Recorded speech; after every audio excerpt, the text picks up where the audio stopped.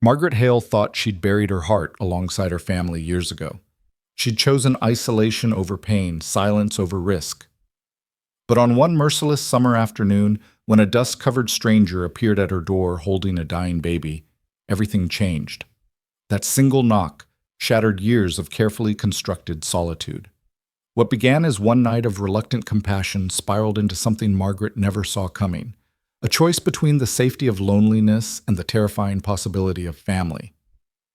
This is the story of a woman who lived alone for years, until she didn't. Stay until the end, hit that like button, and comment your city below so I can see how far this story travels. The plains stretched endlessly in every direction, a vast canvas of golden grass that rippled like ocean waves beneath the relentless summer sun. Heat rose in shimmering curtains from the parched earth, distorting the horizon into liquid mirages that promised water but delivered only disappointment. In the middle of this harsh expanse, where the land met sky without interruption, stood a weathered cabin, modest, sturdy, and utterly alone. Margaret Hale stood at her kitchen window, watching the heat dance across her small garden. The tomato plants drooped despite her morning watering, their leaves curling inward against the assault of afternoon sun. She'd lost 2 cucumber vines already this week. The well was holding, but each bucket she drew seemed lighter than the last, as if the earth itself was drinking deep before sharing. At 43, Margaret had learned to read the plains like some people read books. The way grass bent told her wind direction. The color of the sky at dawn predicted the day's temperature. The sound of silence, and there were different kinds of silence out here, could mean peace or warn of approaching storms. Today's silence felt heavy, expectant, like the moment before lightning strikes. She wiped her hands on her apron and moved away from the window. The cabin's interior offered little relief from the heat, but at least the thick log walls provided shade. She'd opened every window that morning, creating cross breezes that barely stirred the air. Her routine rarely varied: morning chores, afternoon mending, evening reading by lamplight. The sameness didn't bother her. She'd chosen this isolation deliberately, carefully, after the fever took Thomas and the children 5 years ago. The memories lived in specific objects scattered throughout the cabin. Thomas's tobacco pipe on the mantel, untouched. Little Emma's rag doll tucked in the corner of the bedroom, its button eyes still bright. James's hand-carved horse on the kitchen shelf, frozen mid-gallop. Margaret never moved these things. She dusted around them, acknowledging their presence while refusing to dwell on what they represented. Her neighbors, the Hendersons to the east, the Weavers to the south, had tried to help at first, brought casseroles and sympathy, offered prayers and practical assistance. But Margaret had withdrawn into herself like a turtle into its shell, politely but firmly refusing their kindness. Eventually, they'd stopped coming. She saw them at the general store in town once a month when she went for supplies, exchanged brief pleasantries, then returned to her solitary existence. She preferred it that way. Solitude was predictable. Solitude couldn't be taken from you because you'd chosen it first. Solitude meant never watching someone you loved struggle for breath while you stood helpless, never hearing a child cry out in fevered delirium, never feeling a husband's hand grow cold in yours as death claimed what medicine couldn't save. The cicadas began their afternoon chorus, a wall of sound that seemed to press against the cabin walls. Margaret had grown so accustomed to their screaming that silence would have startled her more. She settled into her rocking chair with a basket of mending, 2 shirts with torn elbows, 3 pairs of socks with holes worn through the heels. Her needle moved with practiced efficiency, each stitch neat and purposeful. Outside, the sun climbed toward its apex. Heat waves shimmered across the yard, making the chicken coop waver like it was painted on water. Her 6 hens had taken refuge in the shade beneath their roost, barely moving except to occasionally ruffle their feathers. Even the rooster had abandoned his usual strutting in favor of staying still. Margaret's mind wandered as her hands worked. She thought about the well, calculating how many more weeks of this heat it could sustain. She thought about the fence on the north side that needed repair before winter.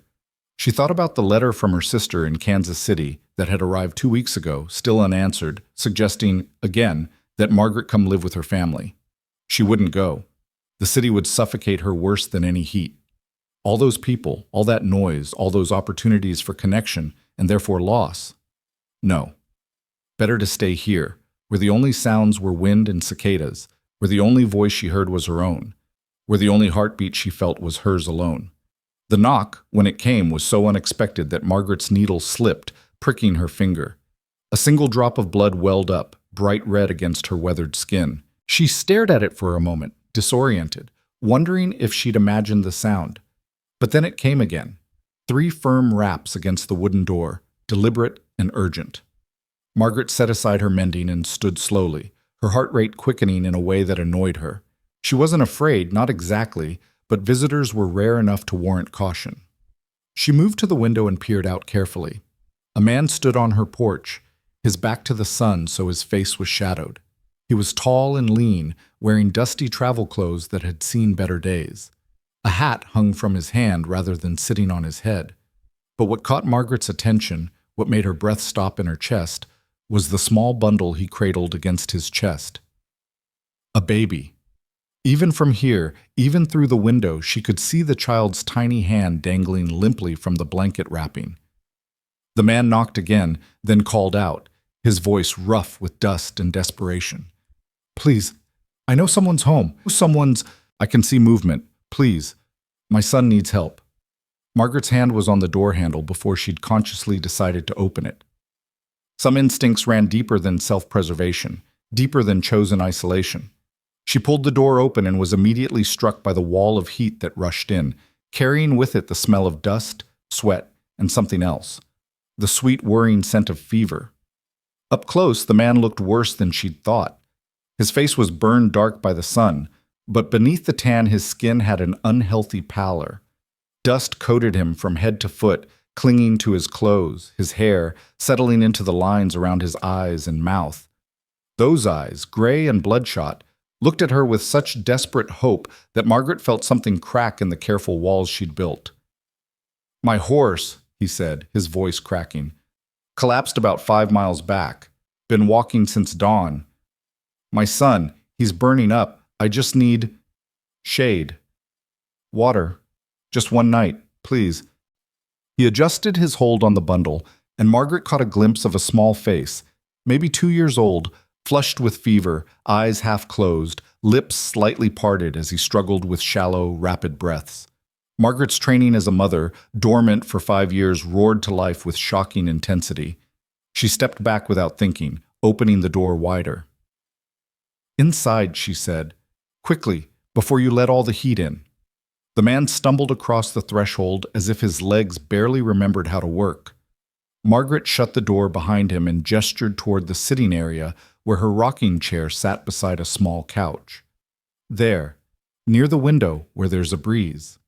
He sank onto the couch with a sound that was half exhale, half sob of relief. The baby stirred slightly at the movement, whimpering, a thin, reedy sound that made Margaret's chest tighten. "Water?" she asked, already moving toward the kitchen. "Please, both of us. It's been—" "I can see what it's been," Margaret said, filling a cup from her water pitcher. She brought it to him, watching as he drank greedily, water spilling down his chin in his haste. When he'd drained it, she refilled the cup and brought it back. "Slower this time," she instructed. "And the baby? How long has he had the fever?" The man looked down at his son with such raw pain that Margaret had to look away. It was too familiar, too close to memories she'd locked away. "Started yesterday morning," he said. I hoped it was just the heat. But last night he was worse. I've been trying to reach Thomasville. There's a doctor there. But my horse—" He trailed off, and Margaret didn't need him to finish. She knew what happened to horses in this heat when they were pushed too hard. The animal had probably given everything it had before its heart simply gave out. "Let me see him," Margaret said, surprising herself. The man hesitated for just a moment, then carefully transferred the bundle to her arms. The weight was heartbreakingly light, and the heat radiating from the small body was alarming. Margaret unwrapped the blanket, too many layers for this weather, and found a little boy with dark hair matted to his head with sweat. His breathing was too fast, too shallow. His skin was dry despite the heat, which meant dehydration. His eyes flickered open at her touch but didn't focus properly. She pressed her fingers gently to his throat, feeling his pulse racing like a trapped bird. "What's his name?" she asked. "Samuel," the man said. "Sam. He's 2 years and 4 months old." Margaret carried Samuel to the kitchen, grabbing a clean cloth along the way. She dampened it with cool water from the pitcher and began gently sponging his face, his neck, the inside of his wrists. "You need to get his temperature down," she said, speaking more to herself than the stranger. Slowly, though, not too fast. The man had followed her, hovering near the table. "I have some fever medicine in my pack, but he won't take it. He's barely conscious." "You carried a pack 5 miles in this heat?" Margaret asked, glancing at him with new assessment. He was stronger than he looked, then, or more desperate. Probably both. "Everything I own is in that pack," he said simply. Margaret nodded toward the door. "Where is it?" "Outside. I dropped it on the porch when I knocked." "Get it," she said, "and take off your hat and coat. You're half dead yourself from the look of you." He obeyed without argument, disappearing briefly and returning with a worn leather pack that he set on the table. While he shed his outer layers, Margaret continued her careful ministrations on Samuel, noting with some relief that his breathing seemed to ease slightly as his skin cooled. "The medicine," she said. The man dug through his pack and produced a small brown bottle with a handwritten label. Margaret recognized it, a standard fever reducer sold at most general stores. It wasn't particularly strong, but it was better than nothing. "We'll try again in a moment," she said. "Let me get him more comfortable first." She carried Samuel back to the couch and arranged him carefully, propping his head up slightly. The man watched every movement with the intensity of a hawk tracking prey. "What's your name?" Margaret asked as she worked. Daniel Cross. "I'm Margaret Hale. This is my home, my land." "I saw the property markers about a mile back," Daniel said. "I wasn't sure if anyone actually lived out here. The cabin looked, quiet." "I like quiet," Margaret said, more sharply than she'd intended. "I don't mean to intrude," Daniel said quickly. "Truly, just tonight. Tomorrow, if Sam is stable enough, we'll be on our way. I have a brother in Thomasville. He's expecting us. Well, he was expecting us 3 days ago." Margaret glanced up at him. "You're 3 days late, and you're still trying to get there?" "I'm all Samuel has," Daniel said simply. The words carried a weight that needed no explanation. Margaret understood that weight. She'd carried a similar burden for the last weeks of her family's life, trying to be mother and nurse and prayer warrior all at once, and failing at all three. "The fever medicine," she said, pushing the memories away. "Let's try it now while he's a bit cooler." Together, they managed to get a few drops past Samuel's lips. He sputtered and tried to turn away, but enough went down to matter. Margaret wiped his chin and adjusted the damp cloth on his forehead. "Now we wait," she said, "and hope." "Thank you," Daniel said, and the emotion in his voice made Margaret uncomfortable. She wasn't used to gratitude anymore, wasn't sure she deserved it. "Don't thank me yet," she said. "He's not out of danger." "But you let us in. That's more than I could hope for." Margaret moved to the window, putting distance between herself and the raw need in Daniel's expression. Outside, the afternoon sun beat down with relentless fury. Heat waves shimmered across the yard, and the grass looked brittle enough to snap. "This heat," she said, "it's the worst I've seen in 5 years. Maybe longer." "I know," Daniel said. "I should have waited it out in the last town. But I thought if I could just push through—" "Pride," Margaret said, "or desperation, or both." "Both," Daniel admitted. Silence settled between them, broken only by Samuel's labored breathing and the cicadas' distant screaming. Margaret found herself studying Daniel's reflection in the window glass. The slump of his shoulders, the protective way he kept his eyes on his son, the defeated set of his jaw. "You can wash up," she said. "There's a basin by the back door. You'll find soap there, too." "I don't want to leave him." "I'm here," Margaret said. "I'll watch him." Daniel hesitated, then nodded slowly. He moved to the back of the cabin, and Margaret heard the sound of water being poured, the splash as he washed his face and hands. She returned to Samuel, checking his temperature with the back of her hand against his forehead. Still too hot, but maybe not quite as bad. His breathing hadn't improved, though. That worried her. Fever was one thing, Lung trouble was another entirely. "How long have you been traveling?" she called to Daniel. "2 weeks," he said, his voice muffled by the towel she'd left hanging by the basin. "From Missouri." "Long way." "Not long enough to outrun some things." Margaret didn't ask what he was running from. People came to the plains for 2 reasons: opportunity or escape. She'd chosen the latter herself, in a way. Daniel returned looking marginally more human with the dust washed from his face. He was younger than she'd first thought, maybe 35, with strong features and eyes that probably smiled more when his life wasn't falling apart around him. "Sit," Margaret said, gesturing to the rocking chair. "You're about to fall over." "I should stay with Sam." "You can stay with him from the chair just as well as standing. Sit before you collapse and give me 2 patients instead of 1. He sat, and Margaret watched his body nearly melt into the chair with relief. His eyelids drooped immediately. "When did you last sleep?" she asked. "Really sleep? 3 nights ago, before Sam got sick." "You can't care for him if you're dead on your feet." "I can't sleep, not while he's like this." Margaret understood that too. She'd spent 72 hours awake during the worst of her family's illness, refusing to close her eyes for fear that death would take them while she wasn't watching. It hadn't mattered in the end. Death had taken them anyway. "I'll watch him," she heard herself say, "for an hour. You need to rest." I couldn't ask. "You're not asking, I'm telling you. 1 hour. I'll wake you if anything changes." Daniel looked at her for a long moment, and Margaret saw him weighing options, calculating risks. Finally, exhaustion won over fear. He nodded. "Just an hour," he said. "Just an hour," she agreed. He closed his eyes, and within minutes his breathing had deepened into sleep. Margaret watched the rise and fall of his chest, then turned her attention back to Samuel. The child looked so small, so fragile, wrapped in his blanket on her couch. His dark hair curled at his temples where sweat had dried. His small hands were curled loosely against his chest. Emma had looked like that, near the end, so small, so terribly, impossibly small. Margaret stood abruptly and moved to the kitchen, putting physical distance between herself and the memories. She needed to think practically, not emotionally. These strangers were here for 1 night. Daniel had said so himself. By tomorrow they'd be gone, and her life would return to its careful, controlled solitude.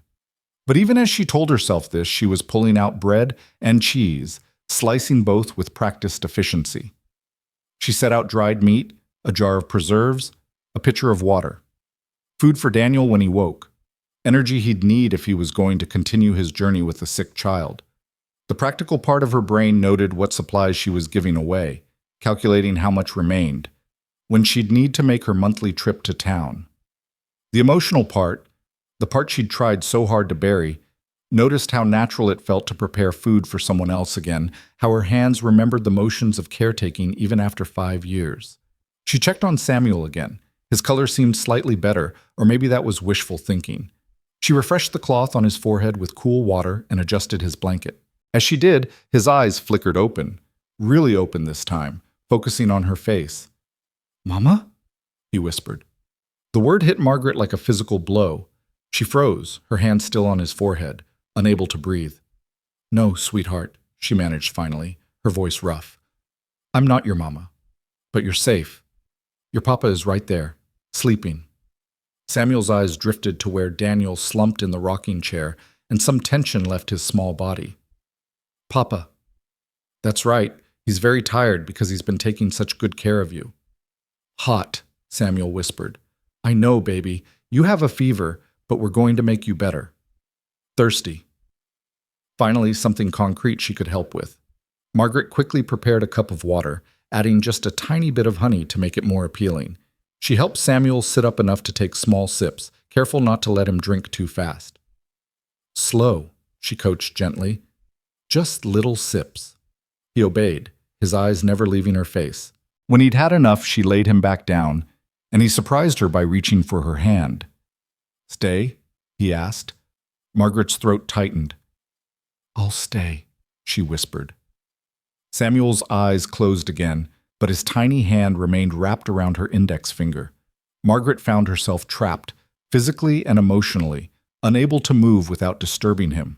She settled onto the edge of the couch, her back already starting to protest the awkward position, and waited. Time slowed to the rhythm of Samuel's breathing.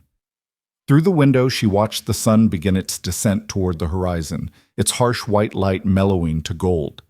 The cicadas' screaming gradually decreased in volume. The day's worst heat was finally breaking. Daniel stirred in the rocking chair, shifting position but not waking. His face, in sleep, looked younger, less burdened. Margaret wondered what his story was, why he was traveling alone with a toddler, where Samuel's mother was. Then she stopped herself. Those questions led to connection, and connection led to caring, and caring led to loss. Better not to ask, better not to know. But Samuel's hand remained wrapped around her finger, a small anchor keeping her tethered to this moment, to these people who had blown into her life like dust on the wind. She thought about sending them away at first light, thought about holding firm to her solitude, protecting herself from any possibility of attachment or pain. She thought about these things, but she kept sitting there, her finger imprisoned by a fevered child's grip, and she didn't pull away. As the sun touched the horizon, painting the sky in shades of orange and pink, Margaret realized with a kind of resigned understanding that her carefully constructed isolation had just suffered its first real breach in 5 years. 2 strangers had knocked on her door asking for one night of shelter, and somehow, in the space of a few hours, they'd managed to reach past her defenses and touch something she thought she'd buried with her family. Outside, the evening breeze finally arrived, carrying slightly cooler air through the open windows. The curtains stirred, bringing relief from the oppressive heat. Samuel's breathing eased a little more. His grip on her finger loosened as he sank into deeper sleep. Margaret sat in the gathering dusk, a stranger's child holding her hand, a stranger sleeping in her rocking chair, and felt the first dangerous stirrings of something she'd sworn never to feel again. Hope that this time might be different, fear that it wouldn't be, and the terrible, awful, undeniable recognition that despite her best efforts, she was still capable of caring what happened to people who weren't her.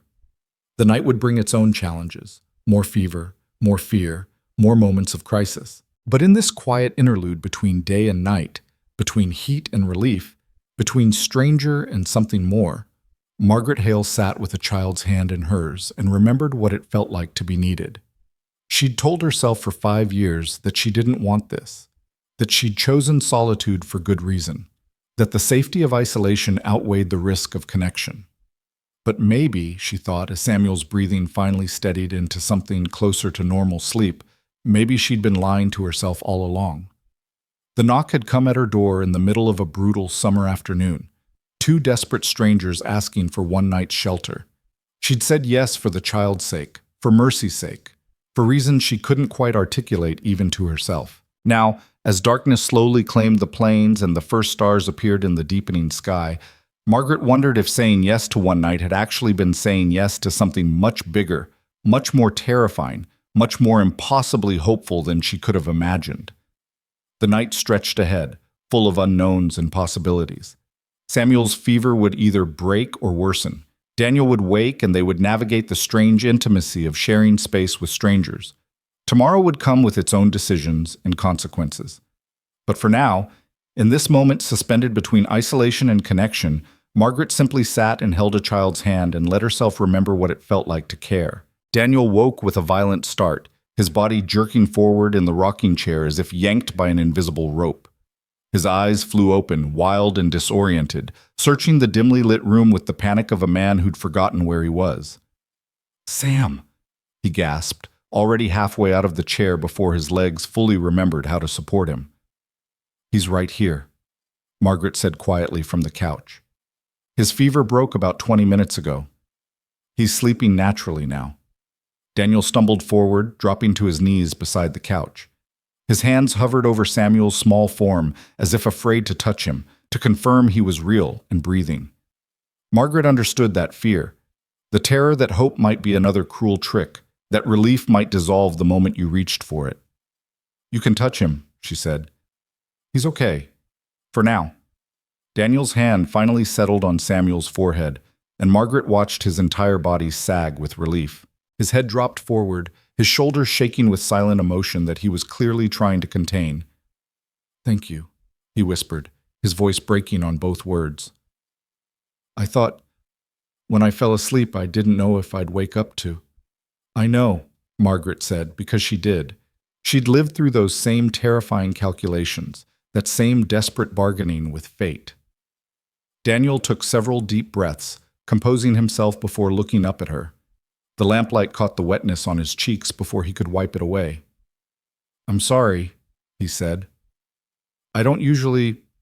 It's been a difficult few days. You don't need to apologize for caring about your son, Margaret said. She stood, her back protesting after hours in the awkward position. There's food on the table. You should eat something. I couldn't take your food. You already are by being here. Might as well make it worthwhile. She moved toward the kitchen, putting distance between them before the emotion in the room could pull her in deeper. Besides, Samuel will need you strong when he wakes up properly. Can't care for him if you collapse from hunger. Daniel hesitated, then nodded. He leaned down and pressed a kiss to Samuel's forehead, so gentle, so full of relieved love that Margaret had to look away, before standing and following her to the kitchen table. The spread she'd laid out looked sparse in the lamplight, but Daniel's eyes widened as if she'd presented him with a feast. He sat down slowly, his movements careful, like a man who'd learned not to expect kindness and didn't quite trust it when it appeared. How long was I asleep? He asked, reaching for the bread. Almost 2 hours. I said 1, but you needed more. Margaret poured water into a cup and set it in front of him. You barely moved, dead to the world. I should have been watching him. Someone was watching him. Does it matter who? Daniel took a bite of bread and cheese, and Margaret saw the exact moment hunger overrode his pride. He ate quickly, but not frantically. A man remembering his manners even while starving. She sat across from him with her own cup of water, watching the darkness deepen outside the windows. The heat's finally breaking, she observed. You can feel the temperature dropping. Is it enough? For travel tomorrow, I mean? Margaret considered the question, weighing practicality against the uncomfortable truth that she wasn't sure she wanted him to leave yet. Samuel needed more recovery time. That was fact, not feeling. She could be honest about facts. No, she said. Even with the temperature dropping, it'll still be over 90 by mid-morning. Too hot to travel with a sick child on foot. Your horse is gone, you said. Daniel nodded, his jaw tightening. Had her for 7 years. Good mare. I pushed her too hard. That's on me. Survival decisions rarely feel like choices when you're making them, Margaret said. You did what you thought was necessary. Necessary. Daniel repeated the word like he was testing its weight. I've justified a lot under that banner lately. Margaret heard the story beneath his words. Guilt, regret, circumstances beyond his control forcing his hand. She'd lived that story herself, but asking for details meant opening doors she'd sworn to keep closed, so she redirected instead. How's the food? Best meal I've had in weeks, maybe months. He paused. His mother, Samuel's mother, she was a fine cook, made everything taste like more than it was, if you know what I mean. The past tense hung heavy in the air. Margaret knew she should let it drop, should keep the walls between them firm. But something about the way Daniel said it, the careful distance in his voice, the practiced steadiness, made her recognize a fellow survivor. Was? She asked quietly. Daniel's hand stilled on the bread. For a long moment he didn't speak. Then, childbirth. Samuel's birth. She held him for maybe 10 minutes before. The midwife said it was blood loss, said there was nothing anyone could have done. I don't know if that's true or if she was just being kind. I'm sorry, Margaret said and meant it. 2 years, 4 months, and 16 days ago, Daniel said. I count because Samuel counts. Every day he's alive is a day she's not here to see, and that feels like something that should be marked, remembered. Margaret understood that impulse too. The need to measure loss in concrete terms, to give absence a shape and weight. She'd counted her own days after Thomas and the children died. At some point, around day 400 and something, she'd stopped. The numbers had started to feel less like memory and more like prison. And you've been raising him alone since then, she said. With help, at first. My wife's mother came to stay, but she died last winter. Her heart just gave out one morning. After that, it was just us.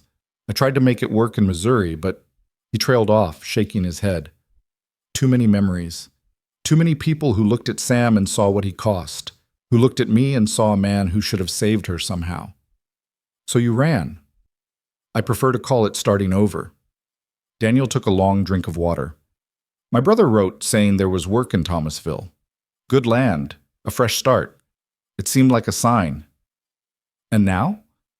Now I'm sitting in a stranger's kitchen, 3 days late, with no horse and a sick child, questioning every decision that led me here. He looked at her directly then, his gray eyes catching the lamplight. But at least Sam's alive. At least we made it this far. That counts for something. Margaret found herself nodding. Survival did count for something, even when it didn't feel like enough. Even when you spent 5 years alone wondering if mere existence could be considered living. A small sound from the couch made them both turn. Samuel was stirring, his head moving slightly against the pillow. Daniel was on his feet instantly, crossing the room with 2 long strides. Margaret followed more slowly, hanging back to give them space. "Hey there, little man," Daniel said softly, kneeling beside the couch. "How are you feeling?" Samuel's eyes opened, clearer now than they'd been hours ago. "Papa?" "Right here, Sam. I'm right here." "Where are we?" "We're in a nice lady's house. She helped you when you were sick. Can you say thank you to Miss Margaret?" Samuel's eyes found Margaret standing near the kitchen. He studied her with the solemn intensity that small children could manage, then offered a shy smile. "Thank you, Miss Margaret." The butchered pronunciation of her name struck something in Margaret's chest that she wasn't prepared for. She'd thought those feelings were dead, cauterized by grief and time. Apparently she'd been wrong. "You're welcome, Samuel," she managed. "Are you hungry, Sam?" Daniel asked. "Think you could eat something?" Samuel nodded, and Daniel looked to Margaret with a question in his eyes. She moved to the kitchen and prepared a small plate. Bread torn into pieces a child could handle, a bit of cheese, some preserved peaches from last summer's canning. She brought it over and watched as Samuel sat up slowly, accepting the food with both hands. He ate carefully, small bites chewed thoroughly, and Margaret could see Daniel watching for any signs of nausea or distress. But the food stayed down, and some color returned to Samuel's cheeks. After several minutes, the child's eyes started to droop again. "Sleepy?" Daniel asked. "Mm-hmm." "That's okay. Sleep is good. Sleep helps you get better." Daniel helped Samuel lie back down, tucking the blanket around him with practiced ease. "I'll be right here if you need me." "Where's here?" Samuel asked, his voice already thick with approaching sleep. "A safe place," Daniel said. "Don't worry about it. Just rest." Samuel's eyes closed, and within moments his breathing had evened out into sleep. Daniel remained kneeling beside him, one hand resting protectively on his son's shoulder. "He should stay down now," Margaret said quietly. "The fever breaking and him eating, those are good signs, but he'll need at least another full day of rest before he's strong enough for travel." Daniel looked up at her, conflict clear on his face. "I've already imposed on your hospitality far more than I intended. You asked for 1 night. I'm suggesting 2. There's a difference." "I can't ask you to." "You're not asking. I'm offering. There's a difference there, too." Margaret moved to the window, looking out at the darkness. "That heat isn't going anywhere tomorrow. Maybe by the next day it'll break properly, but tomorrow, it'll be brutal again. You want to risk Samuel having a relapse?" She could feel Daniel's internal struggle without looking at him. Pride versus practicality, independence versus his son's welfare. She knew which would win because she understood the weight of a child's life in a parent's hands. 2 days, Daniel said finally. "But I'll work. I saw your fence line on the way in. It needs repair, and your chicken coop could use some reinforcement. I can do that. I'm handy with tools." "You don't need to— "Yes, I do," Daniel interrupted, his voice firm. "I won't be a charity case. If we're staying, I work. That's the condition." Margaret recognized the pride in his stance, the need to maintain dignity even while accepting help. She'd felt the same way when neighbors tried to assist her after Thomas died. Some needs were about more than physical survival. "Fine," she said. "The fence it is. But not tomorrow. Tomorrow you rest too. Get your strength back." "I'm fine." "You collapsed in my doorway 6 hours ago. You're not fine. Don't insult my intelligence by pretending otherwise. A ghost of a smile crossed Daniel's face, the first she'd seen from him. You're a hard woman, Miss Hale. Margaret, if you're staying 2 days, we can skip the formalities. And I'm not hard. I'm practical. There's a difference. You seem fond of pointing out differences. I'm fond of clarity. Prevents misunderstandings. Daniel stood, stretching muscles that had to be aching after his long walk. Clarity. I can work with that. He glanced around the cabin as if seeing it properly for the first time. You live here alone?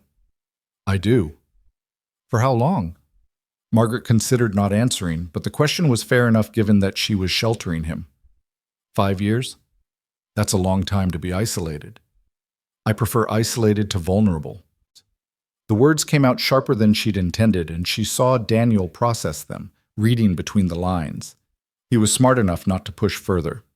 Where should I sleep? He asked instead. I don't want to impose on your bed. There's a cot in the storage room. I'll help you set it up. Margaret led him to a small room off the kitchen where she kept supplies and tools. The cot was folded against the wall, and together they pulled it out and set it up near Samuel's couch, close enough for Daniel to hear if his son needed him in the night. Blanket? Daniel asked. It's too hot for blankets. The windows will stay open.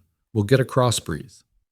As if to prove her point, a slight wind stirred through the cabin, carrying with it the smell of dry grass and distant dust. The cicadas had gone quiet, their daytime screaming replaced by the chirping of crickets and the occasional call of a night bird. Margaret found herself acutely aware of the strangeness of the situation.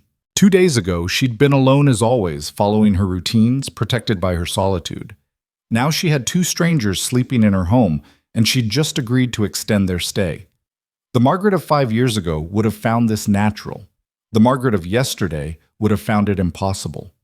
Who was she now, in this moment between those 2 versions of herself? I should let you sleep, Daniel said, misreading her silence as discomfort. It's been a long day for everyone. My bedroom is through there, Margaret said, pointing to the door on the far side of the cabin. I'm a light sleeper. If you need anything in the night, if Samuel takes a turn, knock on my door. I will. Thank you, Margaret, for everything. She nodded and retreated to her bedroom, closing the door but not latching it. She changed into her nightgown and lay down on her bed, listening to the sounds of Daniel settling onto the cot, the creak of its frame, the rustle of fabric as he adjusted his position. Sleep should have come easily after the emotional exhaustion of the day, but Margaret found herself staring at the ceiling, her mind refusing to quiet. She thought about Samuel's small hand wrapped around her finger. She thought about Daniel's tears when he'd seen his son was improving. She thought about the way the cabin had felt different tonight, less empty, less silent, less like a monument to the past and more like a place where living happened. It scared her, that feeling. It scared her how easily she'd slipped back into caretaking, how natural it had felt to prepare food for someone else, to monitor a fevered child, to make decisions based on others' needs rather than her own carefully constructed isolation. This was temporary, she reminded herself. 2 days, maybe 3 at most. Then Daniel and Samuel would move on to Thomasville, to Daniel's brother, to whatever life was waiting for them there. Her cabin would return to its accustomed silence, and she would return to her routines. This was just a brief interruption, not a permanent change.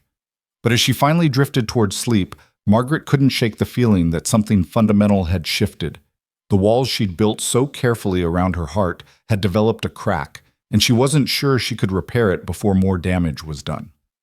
Morning came with surprising gentleness. The heat hadn't broken completely, but the air had a different quality, less oppressive, more breathable. Margaret woke before dawn as always, her internal clock precise after years of the same schedule. She dressed quietly and emerged from her bedroom to find Daniel already awake, sitting on the edge of his cot watching Samuel sleep.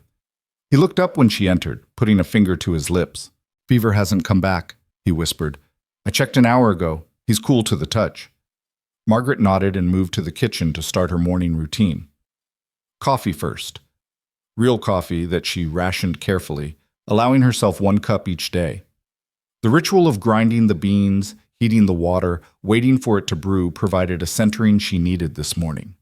Daniel joined her in the kitchen after a few minutes, moving quietly to avoid waking Samuel. Can I help? He asked. Can you cook? Basic things, nothing fancy. Eggs and bacon aren't fancy. Think you can handle that while I check on the chickens? I can manage. Margaret showed him where she kept the food and the cookware, then stepped outside into the early morning air. The sun was just touching the horizon, painting everything in shades of pink and gold. Her 6 hens greeted her with their usual fussing, and she collected 5 eggs from the nesting boxes. When she returned inside, the smell of cooking bacon filled the cabin. Daniel stood at her stove, managing 2 pans with competent efficiency. Samuel was stirring on the couch, rubbing his eyes. "Morning, Sam," Daniel called over. "How do you feel?" "Better," Samuel said, his voice stronger than yesterday. "Can I have bacon?" "That's a good sign," Margaret said, setting the eggs on the counter. "Sick children don't ask for bacon." "Sick children also don't usually have bacon offered," Daniel said. "It's a luxury we haven't had in weeks." "Everything's a luxury when you're traveling light," Margaret observed. They ate together at the small kitchen table, the first time Margaret had shared a meal with anyone in 5 years. Samuel sat on Daniel's lap, managing to get more food on his face than in his mouth, requiring frequent wiping with a napkin. The domesticity of the scene struck Margaret with unexpected force. This was what she'd given up when she'd chosen isolation, not just the presence of people, but the small rituals that made up daily life, shared meals, casual conversation, the comfortable silence of people existing together without needing to fill every moment with words. "What's your usual routine?" Daniel asked as they cleaned up. "I don't want to disrupt your day more than necessary." "Morning chores, mostly. Garden watering, chicken feeding, general maintenance. Afternoons I do mending or other inside work. Evenings I read." "Simple." "Sustainable," Margaret corrected. "Everything I do serves a purpose. Nothing wasted." "That's one way to live." "It's the way that works for me." Daniel didn't argue, just nodded as he dried the dishes she washed. They fell into an easy rhythm, her washing, him drying, Samuel playing quietly on the floor with a wooden spoon he'd claimed as a toy. "I know you said I should rest today," Daniel said after a while, "but I'm not good at sitting idle. If I could at least look at that fence, make a plan for repairs tomorrow." Margaret almost refused on principle, then stopped herself. She understood the need to feel useful, to do something productive rather than drowning in gratitude and obligation. She'd felt the same way during the worst of her grief. Work had been salvation, a way to exhaust herself enough to sleep without dreaming. "Look, but don't repair," she said. "If you overdo it today, you won't be useful tomorrow." "Fair enough." They spent the morning in a strange kind of dance, together but separate, sharing space while maintaining distance. Daniel inspected the fence line while Margaret tended her garden. Samuel stayed in the shade near the cabin, his energy clearly not back to normal despite his improved appetite. Margaret found herself watching them when she thought they weren't looking. The way Daniel would check on Samuel every few minutes, making sure he had water, that he wasn't too hot. The way Samuel's eyes followed his father's movements, that constant need for reassurance that the important person hadn't disappeared. She recognized that dynamic. James and Emma had been the same way when they were small, needing to know where their parents were, finding security in proximity. It was how children were supposed to be, how parents were supposed to respond. Normal family dynamics that had once been her entire world. Around midday, the heat intensified again despite the previous night's cooling. Margaret called them both inside, closing windows and drawing curtains to keep out the worst of it. They settled into the relative coolness of the cabin, and Daniel produced a worn book from his pack, a collection of folk tales. "Sam's favorite," he explained, settling on the couch with his son. "We read a story every afternoon when it's too hot to do anything else." "I can go to my room," Margaret offered. "Give you privacy." "You don't have to," Daniel said, "unless we're bothering you." Margaret found herself sitting in the rocking chair with her mending basket, listening as Daniel read aloud. His voice was good for storytelling, warm and expressive, changing slightly for different characters. Samuel leaned against his father's chest, thumb in mouth, eyes half closed in contentment. The scene was almost painfully normal, almost painfully what Margaret's life used to be, what she'd convinced herself she'd never want again. But sitting there, listening to Daniel read about clever foxes and brave children, watching Samuel's peaceful face, feeling the afternoon heat press against the cabin walls while coolness remained inside. Margaret felt something dangerous blooming in her chest. Not quite hope. Not yet. But maybe the possibility of hope. The acknowledgement that life could contain moments like this again, that shelter could be more than just protection from the elements. The story ended, and Samuel's eyes were fully closed, his breathing even. Daniel carefully set the book aside and adjusted his son's position so they could both rest more comfortably. "Thank you," he said quietly to Margaret, "for letting us stay, for not making us leave." "Where would you go?" Margaret asked, keeping her voice practical even as her heart resisted the coldness. "You need rest. Samuel needs recovery time. It's just logic." "It's kindness," Daniel corrected gently. "You can call it logic if that makes it easier, but we both know what it really is." Margaret didn't respond, just returned her attention to her mending. But she felt his words settle somewhere deep, in a place she'd thought was sealed off permanently. The afternoon stretched long and quiet. Daniel dozed with Samuel on the couch. Margaret worked through her mending basket, then moved on to other tasks, checking supplies, making notes of what she'd need on her next town trip, planning meals for the next few days, planning for guests. When had she started doing that? As evening approached and the heat finally began to ease again, Samuel woke more refreshed. His color was good, his energy better. He asked to go outside, and Daniel carried him to the porch where they could sit in the shade and watch the sunset begin. Margaret joined them after a few minutes, bringing water for all three of them. They sat together, Daniel on the porch step with Samuel on his lap, Margaret in the old rocking chair she kept outside, and watched the sky turn colors as the sun descended. "It's beautiful out here," Daniel said. "Harsh, but beautiful."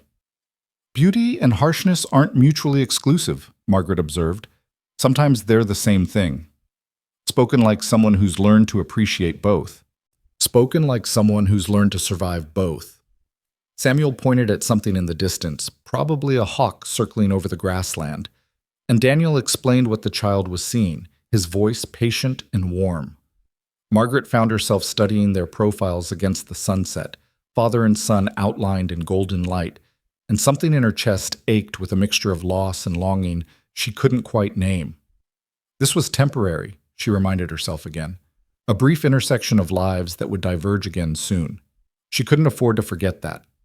Couldn't afford to start imagining that this feeling, this sense of not being alone, could be permanent.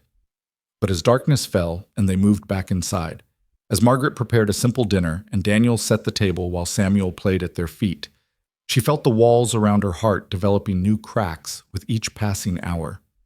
2 strangers had knocked on her door asking for one night. She'd given them 2 days. And somewhere in the space between isolation and connection, between safety and risk, between the life she'd chosen and the life that was unfolding. Whether she'd chosen it or not, Margaret Hale was discovering that the heart doesn't always follow the rules you set for it. The cabin that had been silent for 5 years now held voices, laughter, the sound of a child asking questions, and a father patiently answering. It held life in a way that made Margaret remember what she'd lost, but also, terrifyingly, what she might still be capable of having, if she was brave enough to reach for it, if she was strong enough to risk loss again, if she could convince herself that some things were worth the danger of carrying. The second night passed more peacefully than the first, though Margaret slept fitfully, her mind refusing to settle. She woke several times to silence broken only by the sounds of Daniel's steady breathing from the main room and the occasional rustle as Samuel shifted in his sleep. Each time she lay in the darkness wondering what she was doing, why she'd extended their stay, what dangerous territory she was navigating by allowing these strangers to remain. But morning came regardless of her doubts, bringing with it a heat that felt different from the previous days, thick and heavy, pressing down like a hand on the chest. Margaret recognized the quality of the air immediately. Storm weather. The pressure was building toward something, though whether it would break in rain or simply churn itself out in dry thunder remained to be seen. She found Daniel already awake again, this time examining the fence posts he'd brought in from outside. He looked up when she emerged from her bedroom, and she saw he'd noticed the weather change too. "Feels like a storm," he said quietly. "Might be. Might just be pressure with no payoff. The plains are unpredictable that way." Margaret moved to start the coffee, her hands going through the familiar motions while her mind worked through the implications. If it does storm, you can't travel. I know. Daniel set down the fence post and straightened. Samuel's much better, but you're right. He needs another day at least. I was thinking, if the weather holds, we could leave early tomorrow morning, get a few hours of travel in before the heat builds. Something in Margaret's chest twisted at the word leave, which irritated her. She'd known from the beginning they would go, had told herself repeatedly this was temporary, had built her entire mental framework around the certainty of their departure. So why did the word feel like a stone dropping into still water? That's sensible, she said, keeping her voice neutral. Samuel should be strong enough by then. Margaret, Daniel's voice made her turn to face him. His gray eyes were serious, searching her face for something she wasn't sure she wanted him to find. I want you to know, these 2 days, they've meant more than just shelter. Samuel and I, we've been running for so long, and this is the first place that's felt like we could stop, even briefly. You gave us that. That's not a small thing. I gave you a roof and some meals. That's basic hospitality, not a miracle. Maybe, but you gave them when you didn't have to, when it clearly cost you something to open your door. He paused, weighing his next words carefully. You've been alone a long time. I recognize that kind of isolation because I felt it too, even surrounded by people. It's the loneliness of loss, of deciding that nothing hurts if you don't let anything in. Margaret's hand stilled on the coffee pot. You don't know anything about me. I know you lost people you loved. I know you chose this place, this distance, as protection. I know that letting us stay has been harder than you've admitted. Daniel's voice was gentle but firm. I also know you're a good person who saw a child in need and couldn't turn away, even though every instinct probably told you to. Don't make me into something noble, Margaret said, her voice sharper than she'd intended. I acted on impulse, not virtue. Sometimes they're the same thing. Before Margaret could respond, Samuel's voice called out from the couch. Papa, I'm hungry. The moment broke, and both adults moved to tend to the child. But Daniel's words hung in the air between them, uncomfortable truths that Margaret couldn't quite dismiss. She busied herself with breakfast preparations while Daniel helped Samuel wash up, grateful for the distraction of routine tasks. They ate together again, and Margaret found herself memorizing small details against her will. The way Samuel hummed while he chewed, how Daniel cut his son's food into perfect bite-sized pieces. The comfortable silence that had developed between the three of them that didn't require constant conversation to fill space. After breakfast, Daniel insisted on starting the fence repairs despite the threatening weather. If I'm leaving tomorrow, I want to finish what I promised, he said, and Margaret recognized the stubbornness in his tone. It matched her own. Fine, but work in stages. Don't exhaust yourself in this heat. Yes, ma'am, he said with a slight smile that made him look younger, less burdened. Margaret kept Samuel inside with her, and the child proved surprisingly good company. He was quiet but curious, watching as she worked through her morning tasks and asking simple questions that she found herself answering with more patience than she'd expected. Why don't you got any kids? Samuel asked at one point, his child's directness cutting through adult pretense. Margaret's hands froze on the bread dough she was kneading. For a moment she couldn't breathe, couldn't think past the sudden surge of grief that his innocent question had triggered. I did, she heard herself say, a long time ago. Where are they? They died, sweetheart. They got sick and died. Samuel processed this with the strange acceptance children sometimes showed toward death, acknowledging it as fact without fully grasping its permanence. That's sad. Yes, it is. My mama died too. Papa says she's watching from heaven, but I don't remember her. He looked up at Margaret with those solemn eyes. Do you remember your kids? Every day, Margaret whispered. Does it hurt? The question, so simple and direct, demanded an honest answer. Yes, but not as much as it used to. The hurt becomes different, quieter, but it never completely goes away. Samuel nodded as if this made perfect sense to him. Papa cries sometimes at night. He thinks I'm asleep, but I hear him. I think he has the quiet hurt too. Margaret's heart constricted. She looked out the window to where Daniel was working on the fence. his movements efficient despite the oppressive heat, and she saw him differently now. Not just as a stranger seeking shelter, but as a fellow survivor carrying wounds that matched her own. "Your papa loves you very much," she said to Samuel. "I know, that's why he's so tired. Love makes you tired sometimes." The wisdom in those childish words struck Margaret with unexpected force. Love did make you tired. Caring for someone, worrying about them, putting their needs before your own, it was exhausting in ways that physical labor never could be. She'd forgotten that. Or maybe she'd deliberately put it out of her mind along with all the other things that came with connection. Around midday, the sky darkened to a bruised purple gray. The air grew heavier still, and the birds went silent, always a bad sign. Margaret called Daniel inside just as the first rumble of thunder rolled across the plains. "Storm's coming," she said unnecessarily. Daniel nodded, latching the door behind him. "I got 3 posts replaced and reinforced the corner section. It's not everything, but it's the worst of what needed doing." "You didn't have to. I wanted to. It felt good to work with my hands on something that mattered."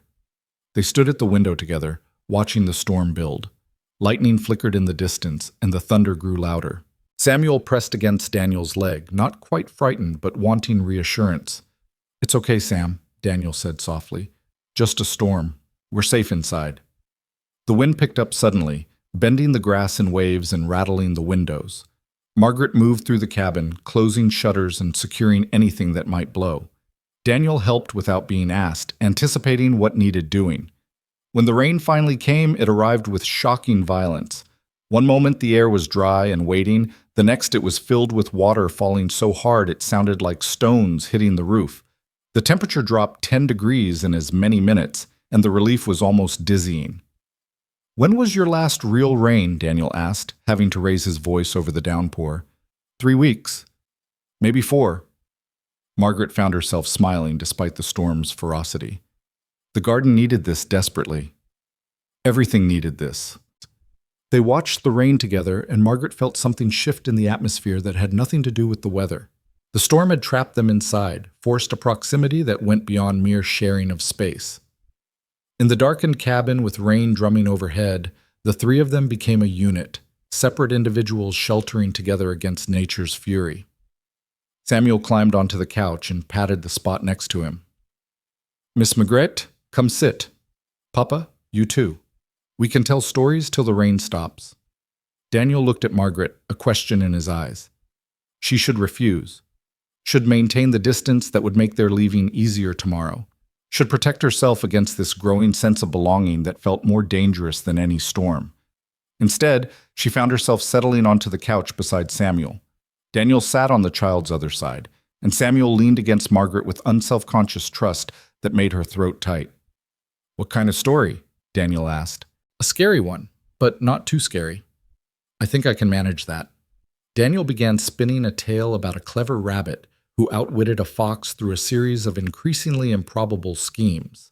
Samuel giggled at the silly parts and pressed closer during the suspenseful moments. Margaret found herself drawn in despite knowing it was a children's story, despite telling herself she should resist this intimacy. When Daniel finished, Samuel immediately demanded another. "Miss Margaret's turn." Margaret hesitated, her mind going blank.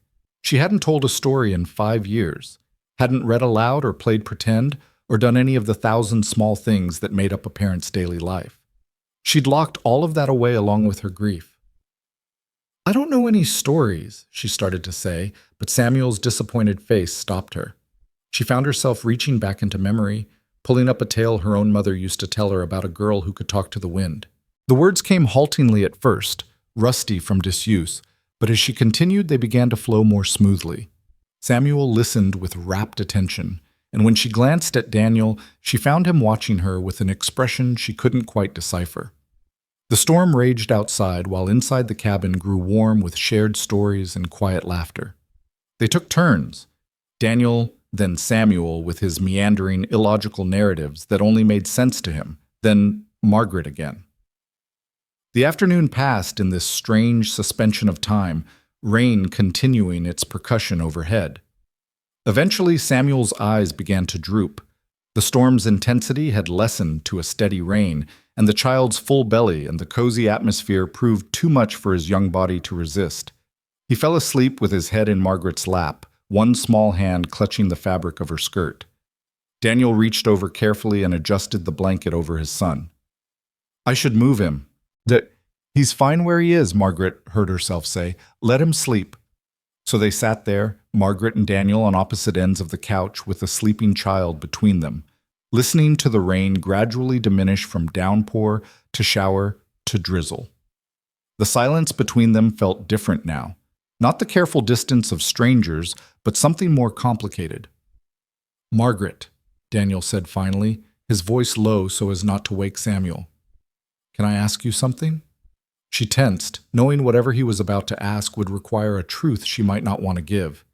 "You can ask. I might not answer." "Fair enough." He was quiet for a moment, gathering his words. "When we leave tomorrow, would you want us to stay in touch? Samuel's taken to you, and you've been good with him. Good for him. I thought maybe we could write once we're settled in Thomasville." Every instinct screamed at Margaret to refuse. Letters meant ongoing connection. Connection meant vulnerability. Vulnerability meant risk. She'd spent 5 years building walls specifically to avoid this kind of entanglement, but Samuel's hand was still clutching her skirt, and she could feel the warmth of his small body against hers, and she remembered what it felt like to matter to someone again. "I don't know," she said honestly. I haven't let anyone close in a long time." "I know. I'm not asking for close, just occasional correspondence, letting you know we made it safely. Maybe a letter at Christmas." "Why?" The question came out more sharply than she'd intended. "Why would you want to maintain contact with a stranger who gave you shelter for a few days?" "Because you're not a stranger anymore," Daniel said simply. "Because Samuel will ask about you, and I want to be able to tell him you're doing well. Because—" He paused, searching for words. "Because I think you've been alone long enough, and maybe having some connection to the world, even just letters, might be good for you."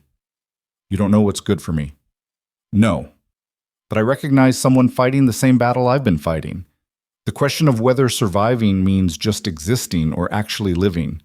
Daniel's voice was gentle but firm. "I'm choosing to live, Margaret. For Samuel's sake, yes, but also for my own. I think maybe you could make that choice too." Before Margaret could respond, a sharp knock at the door made them both freeze. Samuel stirred but didn't wake. Margaret and Daniel exchanged glances. Who would be out in this weather? Who even knew to come here? Margaret carefully extracted herself from beneath Samuel and moved to the door. Through the window, she could see 2 figures on her porch, men, both wearing hats pulled low against the rain. She didn't recognize them, which meant they weren't neighbors. "Stay with Samuel," she said quietly to Daniel. Something in her tone made him nod without argument. Margaret opened the door just wide enough to see out, but not wide enough to invite entry. The 2 men were strangers, rough-looking, with mud-splattered clothes and calculating eyes that swept over her and tried to see past her into the cabin. "Help you, gentlemen?" she asked, keeping her voice neutral. "Sorry to disturb, ma'am," the taller one said, though his tone suggested he wasn't sorry at all. "We're traveling through, got caught in the storm. Saw your cabin and thought maybe you could spare some water, maybe a bit of food if you have it."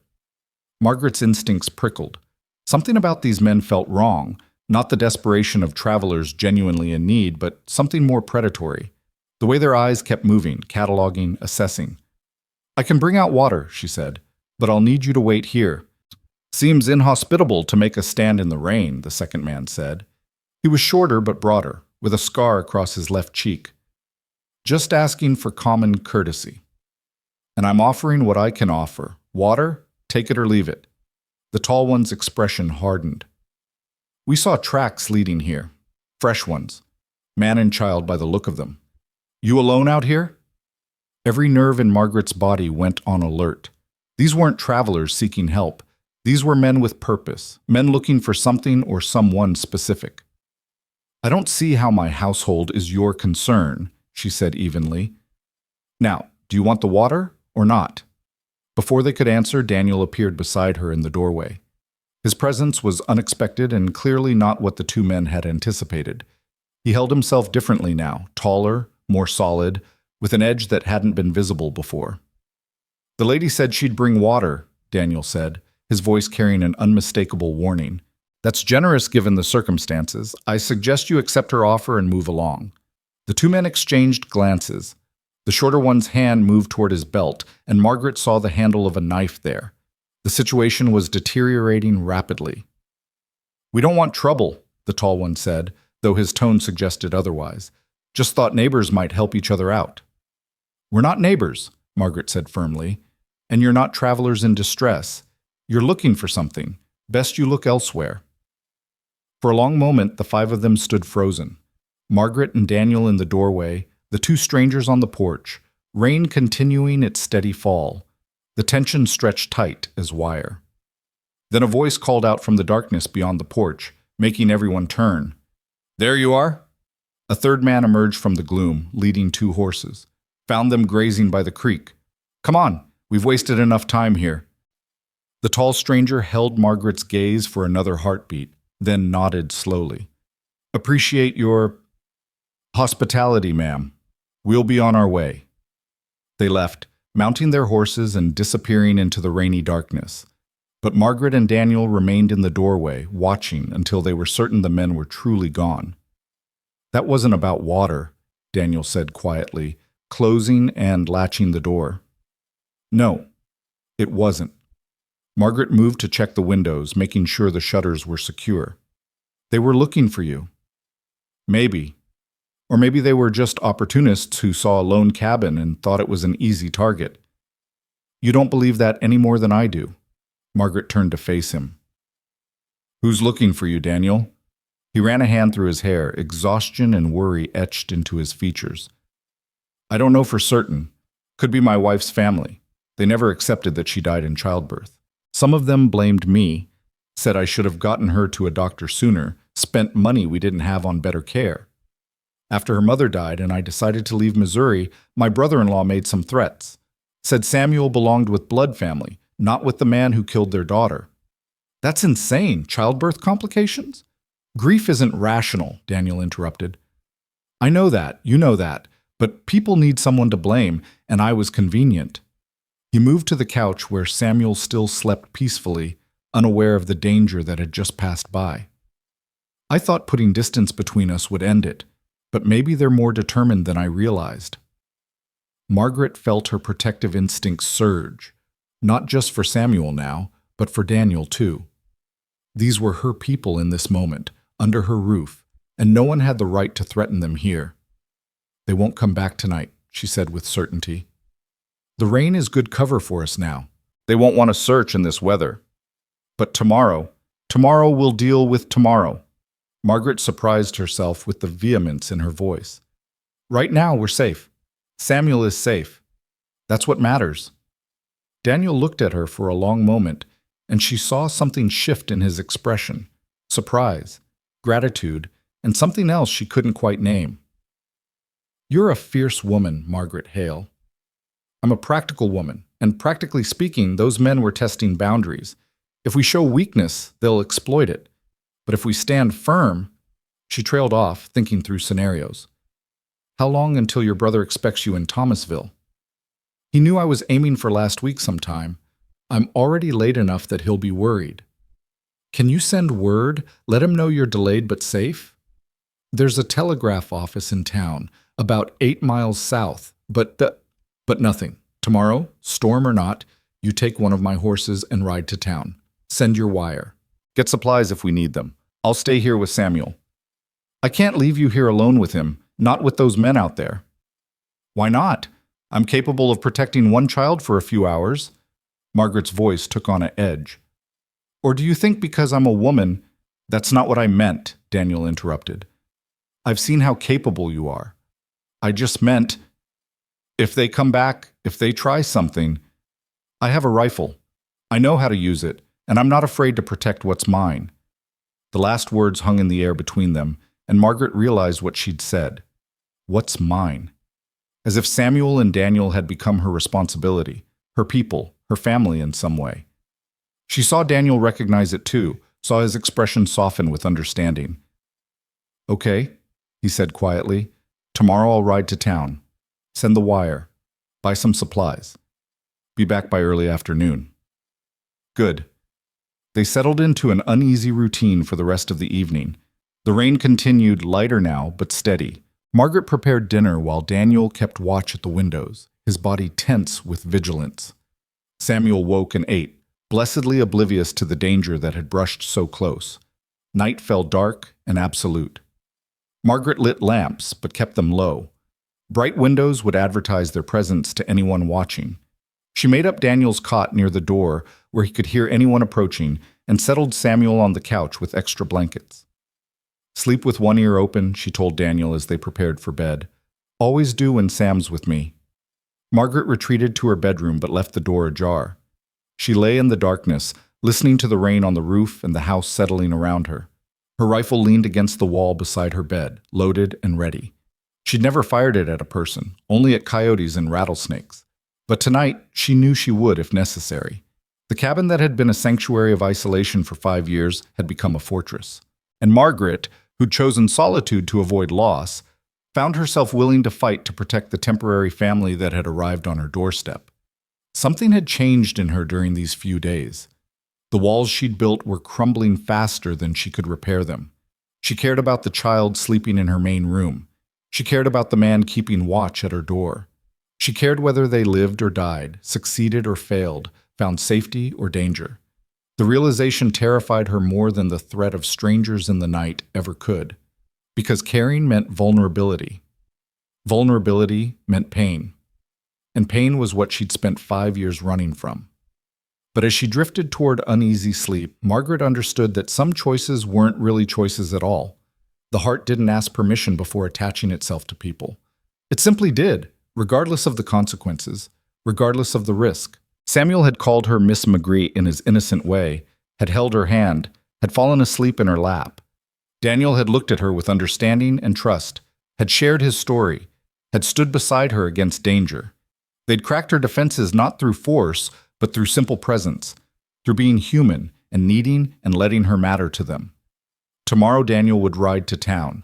Tomorrow they would reassess the danger and make new plans. Tomorrow she might convince herself to send them away, to return to her chosen isolation, to rebuild her walls before they crumbled completely. But tonight, in the darkness with rain falling and strangers lurking somewhere in the night, Margaret Hale stood guard over 2 people who'd become something more than strangers, and she discovered that the fiercest protection comes not from walls or weapons, but from the simple, terrifying decision to care whether someone else lives or dies.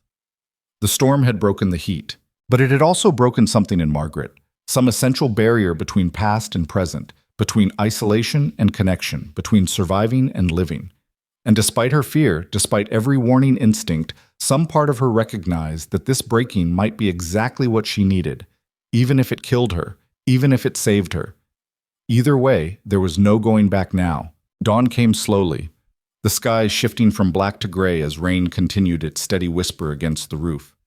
Margaret woke before first light as always, but this time the sound of movement in the main room told her Daniel had beaten her to consciousness. She dressed quickly and emerged to find him already checking the windows, his body taut with watchfulness. "Anything?" she asked quietly. "Nothing. If they're out there, they're staying hidden." He turned from the window, and Margaret could see the exhaustion etched into his face. "I don't think I slept more than an hour." "Neither did I." They stood in the pre-dawn dimness, 2 people united by vigilance and fear. Samuel remained asleep on the couch, his breathing peaceful and even, blissfully ignorant of the danger his presence had brought to this place. "I should go soon," Daniel said. "Get to town early, send the wire, be back before afternoon. Take the chestnut mare. She's steady and won't spook easily." Margaret moved to the kitchen and began preparing coffee. "I'll pack you some food for the ride." They worked in comfortable silence, falling into the rhythm they'd developed over the past days. Margaret made bread and cheese wrapped in cloth, while Daniel checked the saddlebags and made sure the rifle she insisted he take was properly loaded. "You sure about this?" he asked as the sky outside lightened to pearl gray. "Leaving you here with Sam?" "I'm sure about you needing to send that wire. Your brother needs to know you're delayed, and we need him to know where you are, in case..." She didn't finish the sentence, but they both understood. In case something happened, in case the men came back, in case Daniel didn't return. Margaret. Daniel crossed the room to stand before her, his gray eyes serious. If those men come back while I'm gone, I'll handle it. I'm not questioning your capability. I'm saying don't take unnecessary risks. If they're determined, if they push too hard, you take Samuel and run. There's a root cellar? Behind the cabin, doors hidden under the chicken coop. Show me before I leave. They stepped outside into the damp morning air. The rain had stopped finally, leaving everything washed clean and smelling of wet earth. Margaret led Daniel around back and showed him the concealed entrance to the cellar, a space she'd never actually used, but that Thomas had insisted on building years ago. It's small but secure, she said. If I need to, I can get Samuel down there and no one would know to look. Daniel nodded, memorizing the location. Then he surprised her by taking her hand, his grip warm and firm. Thank you.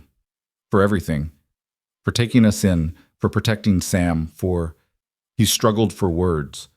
For being someone I can trust with the most important thing in my life. Margaret's throat tightened. She wanted to pull away, to maintain the distance that would make their inevitable parting easier. But his hand in hers felt like an anchor, solid and real, and she found herself holding on. Just get back safely, she said. That's all the thanks I need. He squeezed her hand once more, then released it. They returned to the cabin where Samuel was just beginning to stir. Daniel knelt beside the couch and smoothed his son's dark hair back from his forehead. Hey there, Sam. Papa has to go into town for a few hours. You're going to stay here with Miss Margaret. Can you be good for her? Samuel rubbed his eyes, processing this information. You're coming back? Of course I'm coming back. Before you know it, I'll be here again. Daniel kissed his son's forehead. I promise. Okay. Samuel seemed satisfied with this assurance. He turned to Margaret. Can we make cookies? The request was so innocent, so utterly normal in the midst of their fear and uncertainty that Margaret felt something crack in her chest. Yes, we can make cookies. Daniel stood and gathered his things, the saddlebags with food and water, the rifle, a coat in case the rain returned. At the door he paused and looked back at them, Margaret and Samuel sitting together on the couch, and something passed across his face that Margaret couldn't quite read. Longing, maybe. Or hope. Or fear of losing what he'd only just found. Be safe, Margaret said. You too, both of you. Then he was gone, and Margaret heard the sound of the mare's hooves moving away into the morning. She went to the window and watched until Daniel disappeared over the first rise, becoming a dark shape against the gray sky before vanishing entirely. Samuel climbed down from the couch and came to stand beside her. Papa will be okay. Your papa is very capable. He'll be just fine. Margaret said it with more confidence than she felt. Now, about those cookies. You think you can help me measure flour? Samuel's face brightened, and they moved to the kitchen. Margaret found herself grateful for the distraction of baking, for the simple rhythm of measuring and mixing that kept her hands busy and her mind from spiraling into worry. Samuel proved to be an enthusiastic, if messy, helper, getting more flour on himself than in the bowl. Mama used to make cookies, he said suddenly, his small hands working the dough with serious concentration. Papa told me, but I don't remember. What else did your papa tell you about your mama? That she was pretty, that she sang songs, that she loved me very much but had to go away. Samuel looked up at Margaret with those solemn eyes. Did your kids like cookies? The question hit like a fist to the stomach, but Margaret forced herself to breathe through it. Yes, they did. Emma especially, she had a terrible sweet tooth. James preferred savory things, but he'd eat cookies if his sister was having them. What happened to them? Margaret's hands stilled in the dough. She'd avoided talking about her children for 5 years, had locked those memories away so thoroughly that speaking them aloud felt like breaking a seal. But Samuel's question was innocent, without guile, and she found she couldn't deflect it. They got sick. A fever, like you had, but worse. Much worse. The doctor came, but there wasn't anything he could do. My husband Thomas got sick too. Her voice remained steady, though her heart was racing. They all died within a week of each other. Emma first, then James, then Thomas. That's sad. Yes, very sad. You were all alone after? Yes. Samuel seemed to think about this for a moment, then reached over and patted her hand with his flower-covered fingers. The gesture was so tender, so completely without self-consciousness, that tears sprang to Margaret's eyes before she could stop them. You're not alone now, Samuel said matter-of-factly. Papa and me are here. Margaret had to turn away, pretending to need something from the cupboard while she composed herself. When had she become someone who cried? She'd spent 5 years with eyes as dry as the summer plains, refusing to let grief have that power over her. Now a child's simple kindness had undone her completely. Thank you, Samuel, she managed. That's very kind of you to say. They finished the cookies and set them to bake, filling the cabin with the warm smell of butter and sugar. Samuel chattered about things that mattered to him. A dog he'd once seen, how tall grass looked like water, whether clouds ever got tired of floating. Margaret found herself responding, engaging with his childish observations in a way she'd forgotten was possible. The morning passed peacefully. They ate cookies warm from the oven. Margaret taught Samuel a clapping game her mother had taught her. He showed her how he could count to 10 and say his whole name, Samuel David Cross, without any help. Normal things, safe things, the kind of domestic tranquility that Margaret had convinced herself she'd never want again. But as midday approached and Daniel still hadn't returned, Margaret's unease began to grow. Town was 8 miles south, 2 hours there, time to conduct business, 2 hours back. He should have been returning by now. She kept her worry from Samuel, maintaining a calm facade while her mind ran through increasingly dark scenarios. The men from last night finding him on the road, his horse going lame, an accident, confrontation in town, each possibility worse than the last. Miss Maigret? Samuel's voice pulled her from her spiraling thoughts. Why do you keep looking out the window? Just checking the weather, sweetheart, making sure the rain stays away. Papa's late? The child was more perceptive than she'd given him credit for. A little, but I'm sure he's fine. Sometimes business takes longer than expected. Samuel accepted this explanation and returned to playing with the wooden blocks Margaret had found in the storage room, remnants from when James was small.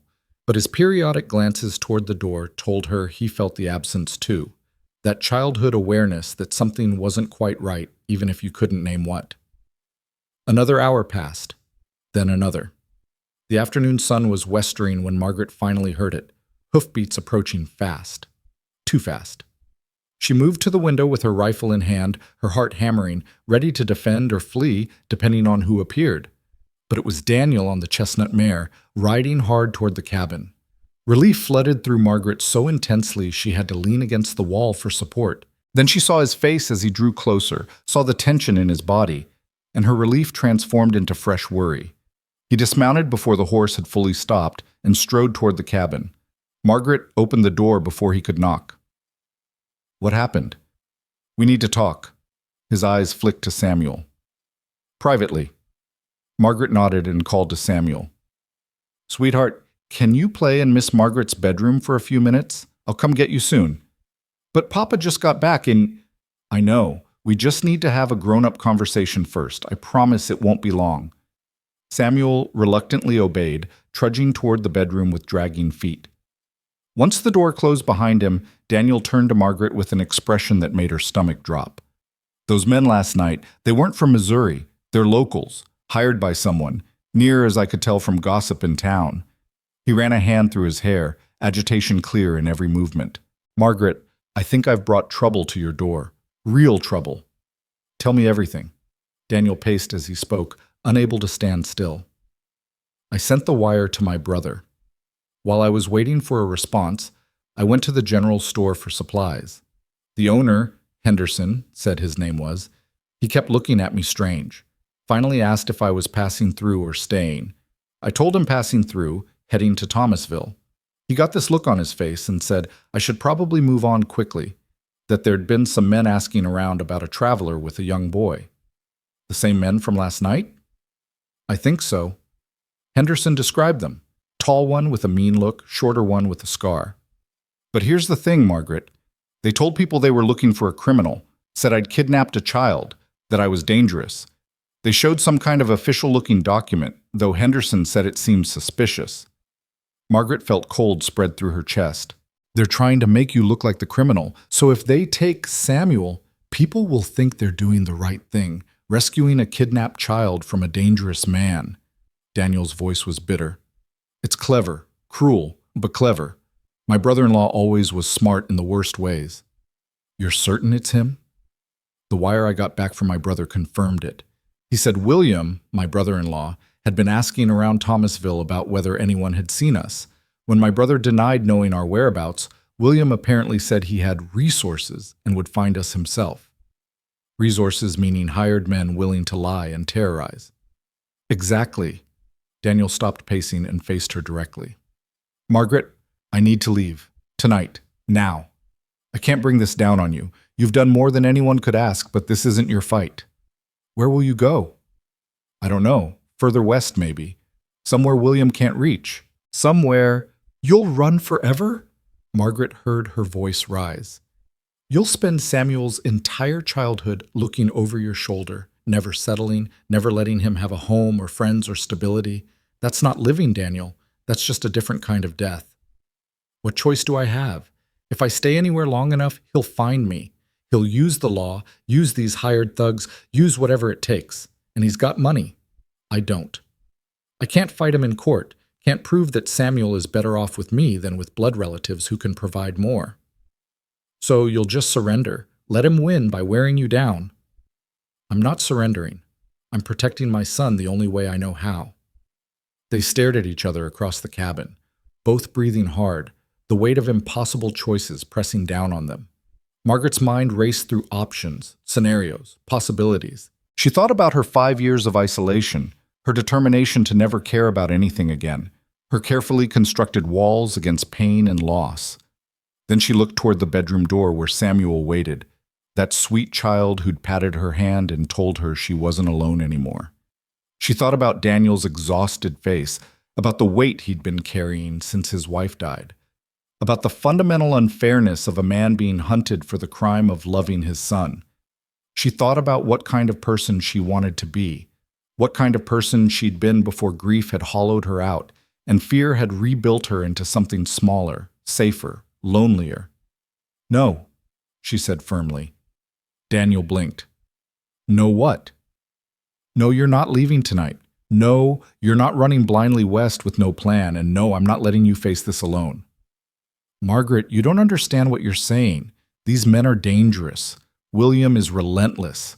If you help me, if they find out, let me finish. Margaret crossed to him, standing close enough that he had to look directly into her eyes. Here's what's going to happen. You're going to stay here. All three of us are. Together. We're going to make it look like you left. You'll ride out publicly, make sure people see you heading west. But you'll circle back after dark. Meanwhile, I'll go into town tomorrow and let it be known that you already moved on, that I was just providing temporary shelter during the storm. We'll lay low for a few weeks, let William's men waste time following false trails. And then what? Hide here forever? No, then we get documentation proving Samuel is legally your son. We find a lawyer, a good one, and we fight this properly. William's using money and lies to hunt you. We'll use truth and law to stop him. It won't be quick, but it'll be right. Daniel shook his head slowly. You can't get involved in this. It's not your... It became my responsibility the moment I opened that door and let you in, Margaret interrupted. Maybe before that, the moment I saw a child who needed help and couldn't turn away. You want to protect Samuel? Then stop running and start fighting, and let someone help you for once. Why? The word came out raw, desperate. Why would you risk yourself for people you barely know? Margaret thought about that question, really thought about it. She could claim practicality or Christian duty or simple human decency. All of those would be partly true, but the real answer was more complicated and more simple at the same time. Because I'm tired of being afraid, she said quietly. I've spent 5 years hiding from life because I was terrified of losing anything else. I thought isolation would keep me safe, and it did, in a way. But it also kept me from living. You and Samuel, you walked into my life and reminded me what living actually feels like. It's messy and scary, and I might get hurt again. But for the first time in 5 years, I feel like myself, like the person I was before grief changed me, and I'm not ready to let that go. Daniel's eyes shone with emotion he was clearly trying to control. If this goes wrong, then it goes wrong, but at least we'll have tried. At least we'll have stood together instead of running separately. She managed a small smile. Besides, you promised to fix my fence. Can't have you leaving before the job's done. A laugh burst out of Daniel, despite everything, surprising them both. The fence? Right. Can't abandon my responsibilities there. Exactly.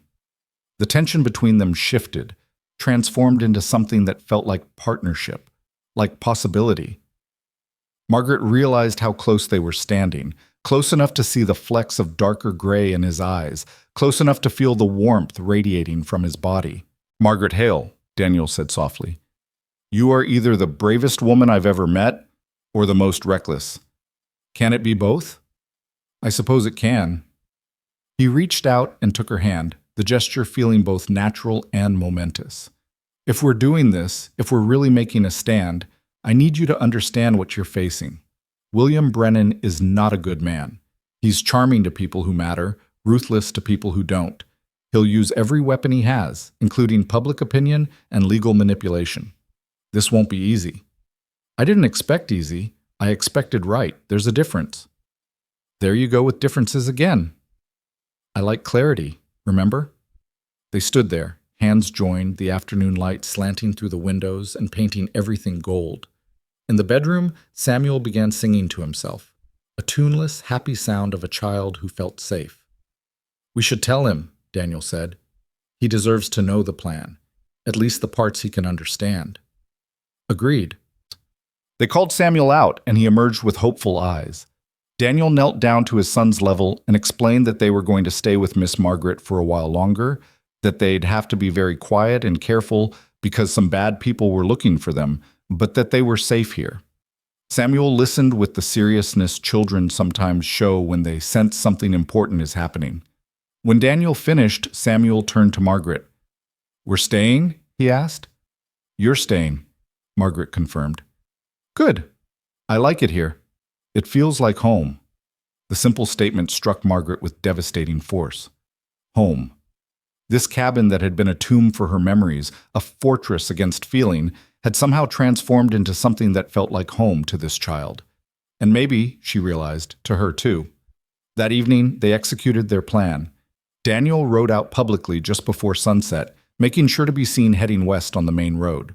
Margaret watched from the window as he disappeared into the dusk, and for a terrible moment she wondered if this was a mistake, if she'd just convinced him to do something that would get them all hurt, or worse. But an hour after full dark, she heard the soft sound of hoofbeats approaching from the north. Daniel had circled wide and come back as promised. He put the horse in the small barn behind the cabin and slipped inside through the back door. Anyone see you? I don't think so. I stayed well away from the roads on the return trip. He looked exhausted, but relieved. Tomorrow, when you go to town, I'll make it clear you're gone, that I have no idea where you headed and no interest in helping anyone find you. They settled in for the night with new arrangements. Margaret gave up her bedroom to Daniel and Samuel. It had a window that faced the back in case they needed to escape quickly, while she made up the cot in the main room. She was a light sleeper anyway, and this position let her guard the front door. But sleep proved elusive despite her exhaustion. She lay in the darkness listening to the night sounds, crickets, the distant call of an owl, the soft breathing from the bedroom. Her mind replayed the events of the past few days like shuffling cards, trying to understand how she'd gone from solitary to suddenly responsible for two other lives. Somewhere around midnight, she heard the bedroom door creak open. Soft footsteps approached, and then Daniel's voice came out of the darkness. Margaret? You awake? Yes? Can I sit? She moved over on the narrow cot, and he settled on the edge, careful to maintain proper distance. For a while they just sat in companionable silence, two people keeping vigil in the dark. I keep thinking about what you said, Daniel finally spoke. About being tired of being afraid. About choosing to live instead of just survive. Having second thoughts about my advice? No, just wondering when I stopped living, when survival became the only goal. He was quiet for a moment. After Rebecca died, that was my wife's name, Rebecca, I went through the motions, fed Sam, changed him, kept him alive. But I wasn't present, not really. I was too busy grieving, too busy feeling guilty that I was alive.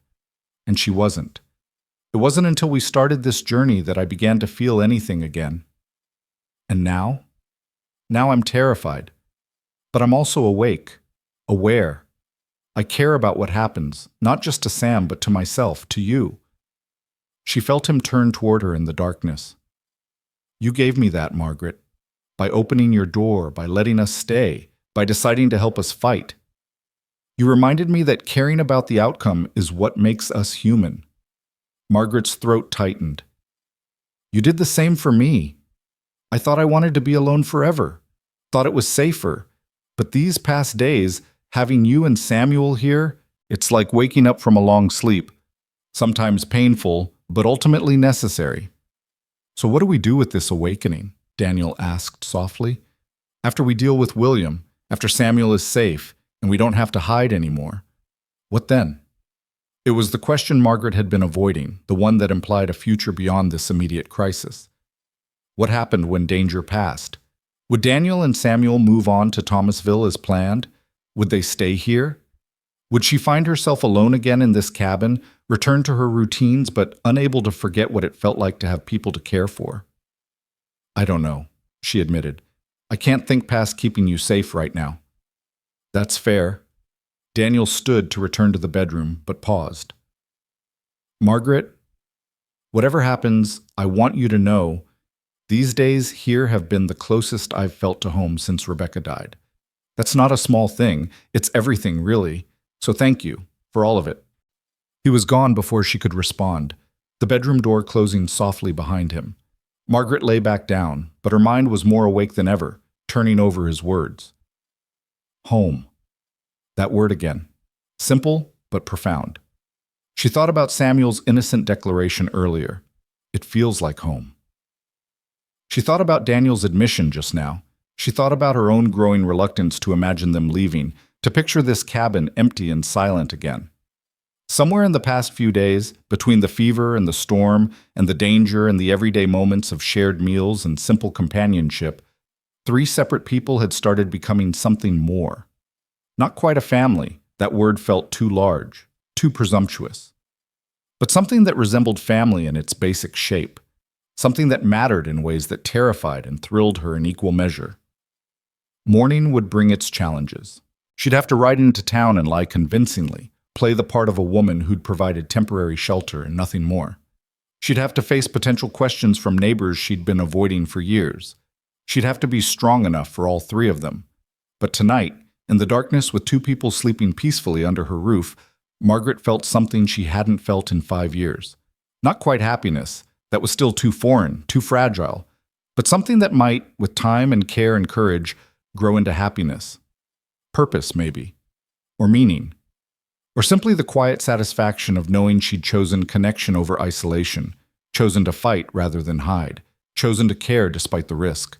She'd opened her door to strangers asking for one night. Now, somehow, she was fighting to give all of them, a chance at forever.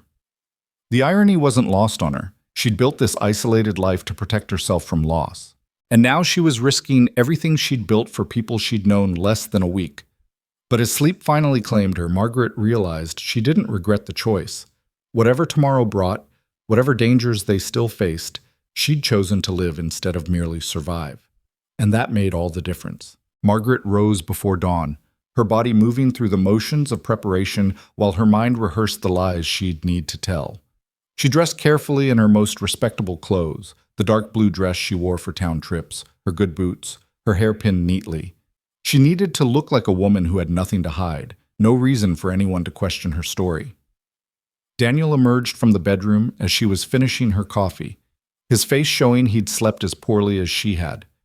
They didn't speak much, both understanding that words wouldn't ease the tension of what lay ahead. Samuel remained asleep, exhausted from the previous day's excitement, and they decided to let him rest. Remember, Daniel said quietly as Margaret prepared to leave. "You're just a woman who showed charity to travelers. You don't know where I went, don't care, and you're glad to have your peace and quiet back."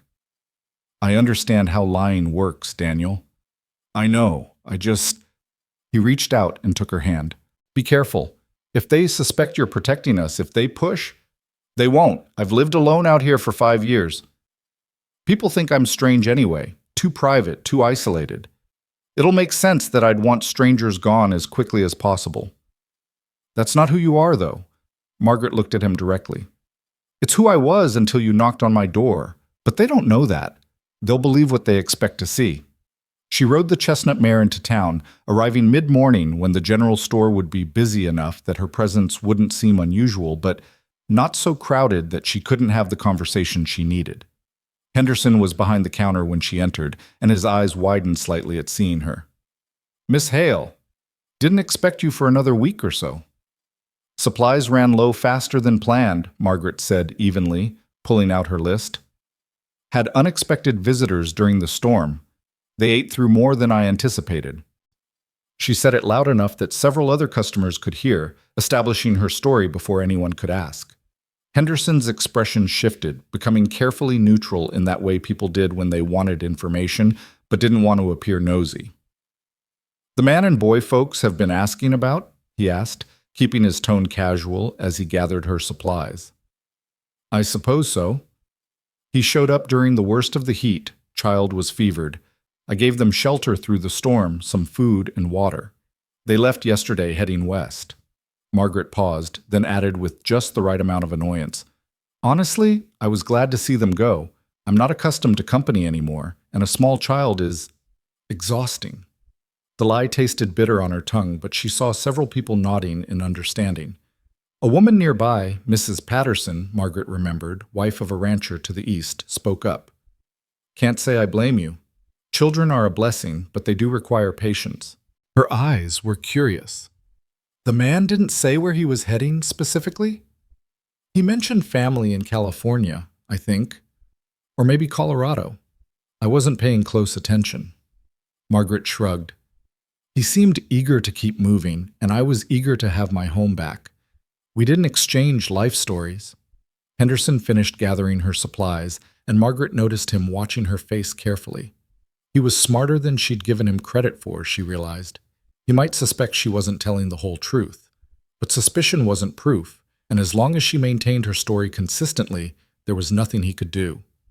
"Those men who came through yesterday," Henderson said as he tallied her bill, "they seemed mighty interested in finding that traveler, said he was dangerous, that the child might be in harm." "Did they?" Margaret kept her voice disinterested. "Well, the child seemed healthy enough by the time they left. Fever broke, appetite returned." "If the man was dangerous, he certainly didn't show it to me. Just a tired father trying to get his son somewhere safe." "You didn't think it odd, him traveling alone with such a young child?" "I didn't think much about it at all, Mr. Henderson. I provided Christian charity, they recovered, they left. That's the beginning and end of the story." Margaret met his eyes steadily. "Why? Are those men claiming otherwise?" "No, ma'am. Just curious is all." Margaret paid for her supplies and was preparing to leave when the door opened and 2 men entered. Her heart seized in her chest before her mind caught up. These weren't the same men from the other night. These were strangers, travel-worn but with a different energy. One was older, maybe 50, with steel-gray hair and sharp eyes. The younger one stayed near the door, his hand resting casually near his belt, where Margaret could see a badge pinned. Law enforcement. Real or fake? She couldn't tell yet. "Pardon me," the older man said, his voice carrying authority. "I'm looking for a woman named Margaret Hale." Every instinct screamed at Margaret to run, but she forced herself to remain calm. "I'm Margaret Hale." The man's expression shifted slightly, reassessing her. "I'm Samuel Brennan. I believe you recently gave shelter to my nephew and his father." The room went silent. Everyone was watching now, and Margaret understood with cold clarity that this was the moment everything could unravel. This was William's brother, which meant he was Daniel's brother-in-law, which meant he had a legitimate claim to know about Samuel's whereabouts. "I gave shelter to a man and child during the storm," Margaret said carefully. "I don't know their names." They didn't volunteer much information, and I didn't ask. But they were here. You admit that much. I admit I provided temporary shelter to travelers in need. That's not a crime, is it, Mr. Brennan? Of course not. His smile didn't reach his eyes. But I'm concerned about my nephew's welfare. His father, Daniel Cross, has been unstable since my sister's death. We're worried he's not capable of providing proper care. The child seemed fine to me. And you're an expert on child welfare? The condescension in his tone made Margaret's spine stiffen. I'm a woman who raised 2 children of her own. I know a sick child from a healthy one, a frightened child from a content one. The boy I sheltered was neither sick nor frightened by his father. Samuel Brennan's expression hardened. When did they leave? Yesterday, late afternoon. Where were they heading? West, that's all I know. You didn't ask for more details? Most people would be curious about strangers staying under their roof. Most people aren't me, Mr. Brennan. I value my privacy and extend that courtesy to others. They needed help, I provided it, they moved on. That's the extent of our interaction. The younger man by the door spoke up for the first time. Ma'am, if you're hiding them, if you know where they are, you could be charged with obstruction. Aiding someone who's potentially kidnapped a child is a serious crime. Potentially kidnapped? Margaret's voice rose slightly, genuinely angry now. That man is the child's father. I saw the way they were together, the love, the care. If you're suggesting he kidnapped his own son, you'll need to provide evidence beyond wild accusations. The evidence is that he fled Missouri against the family's wishes, taking the child away from relatives who have the means to provide better care, Samuel Brennan interjected. We have legal counsel preparing papers to contest his custody. Once we find them. Then I suggest you look west, Mr. Brennan, because I don't know anything beyond what I've already told you. Margaret gathered her supplies. Now, if you'll excuse me, I have a long ride home. She made it to the door before Samuel Brennan spoke again. Miss Hale, a word of advice. If Daniel Cross contacts you, if he tries to come back seeking shelter, you should turn him away. For your own protection. This situation is more complicated than you understand, and you don't want to find yourself on the wrong side of the law. Margaret turned to face him. Mr. Brennan, I've lived alone on the plains for 5 years. I've survived droughts and storms and every hardship this land can throw at me. I'm not afraid of complications, and I'm not in the habit of turning away people in genuine need. If your nephew's father ever does return, which I doubt, I'll make my own decisions about what's right and wrong, not based on threats or intimidation, but on what I see with my own eyes. Good day. She walked out before he could respond, keeping her pace steady and unhurried, even though her heart was racing. She loaded her supplies onto the horse with hands that wanted to shake but didn't, mounted up, and rode out of town at a normal pace. Only when she was a mile out, certain no one had followed, did she allow herself to exhale fully. The confrontation had been dangerous, but also clarifying. Samuel Brennan wasn't just William's brother. He was part of the plan to take Samuel away from Daniel. The mention of legal counsel meant they were building a case, preparing to use courts and law to achieve what threats and hired thugs couldn't. But they didn't know where Daniel was. They suspected Margaret might be lying, but they had no proof. As long as she and Daniel were careful, as long as they maintained the deception, they had time to prepare their own defense. The ride home felt longer than usual, every shadow making her jump, every sound potentially meaning danger. But she arrived without incident to find Daniel watching from the window, relief flooding his face when he saw her. They were there, she said without preamble as she dismounted. Your brother-in-law's brother, Samuel Brennan. And someone who might have been a marshal, though I couldn't tell if the badge was real. Daniel's face went pale. What did you tell them? The truth, mostly. That you'd stayed during the storm and left heading west yesterday. That I didn't know your names or destination. That the child seemed healthy and well cared for. Margaret carried her supplies inside. They're preparing legal action, custody papers. They mentioned lawyers. Then we need lawyers too, better ones. Daniel ran a hand through his hair. My brother in Thomasville. He knows a good attorney, but I can't contact him without potentially leading William straight to us. Then we wait. We stay hidden for a few weeks, let them chase ghosts west.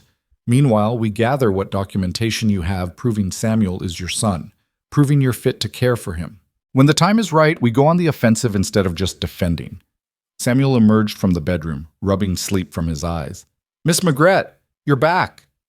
He ran to her with arms outstretched, and Margaret found herself kneeling to catch him, pulling him into a hug that felt as natural as breathing. Over his head, her eyes met Daniel's, and she saw the fear there, the uncertainty, but also something else. Trust. He trusted her with his son's safety, with their future, with his heart. The weight of that trust settled on her shoulders, heavy but not unwelcome. She'd forgotten what it felt like to matter this much to someone, to have people depending on her not just for shelter, but for everything that came with home and family. The next weeks established a new rhythm. Daniel remained hidden, venturing outside only at night to help with chores. During the day, Margaret maintained her routines, occasionally riding to town for supplies, always projecting the image of a woman who'd returned to her preferred isolation. She heard rumors. Daniel had been spotted in Nevada, or maybe Kansas, definitely heading west with the child. The stories multiplied and contradicted each other, which served their purposes perfectly. Samuel adapted with the resilience children possessed, treating their situation like an extended game of hide and seek. He learned to be quiet during the day, to play in the back rooms where he couldn't be seen from outside, to understand that this secrecy was important even if he didn't fully grasp why.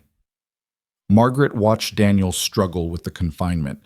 He was a man accustomed to action, to moving forward, and being trapped in hiding clearly chafed, but he bore it without complaint, channeling his energy into planning for the future, writing down every detail he could remember that might help their case, dates, witnesses, documents.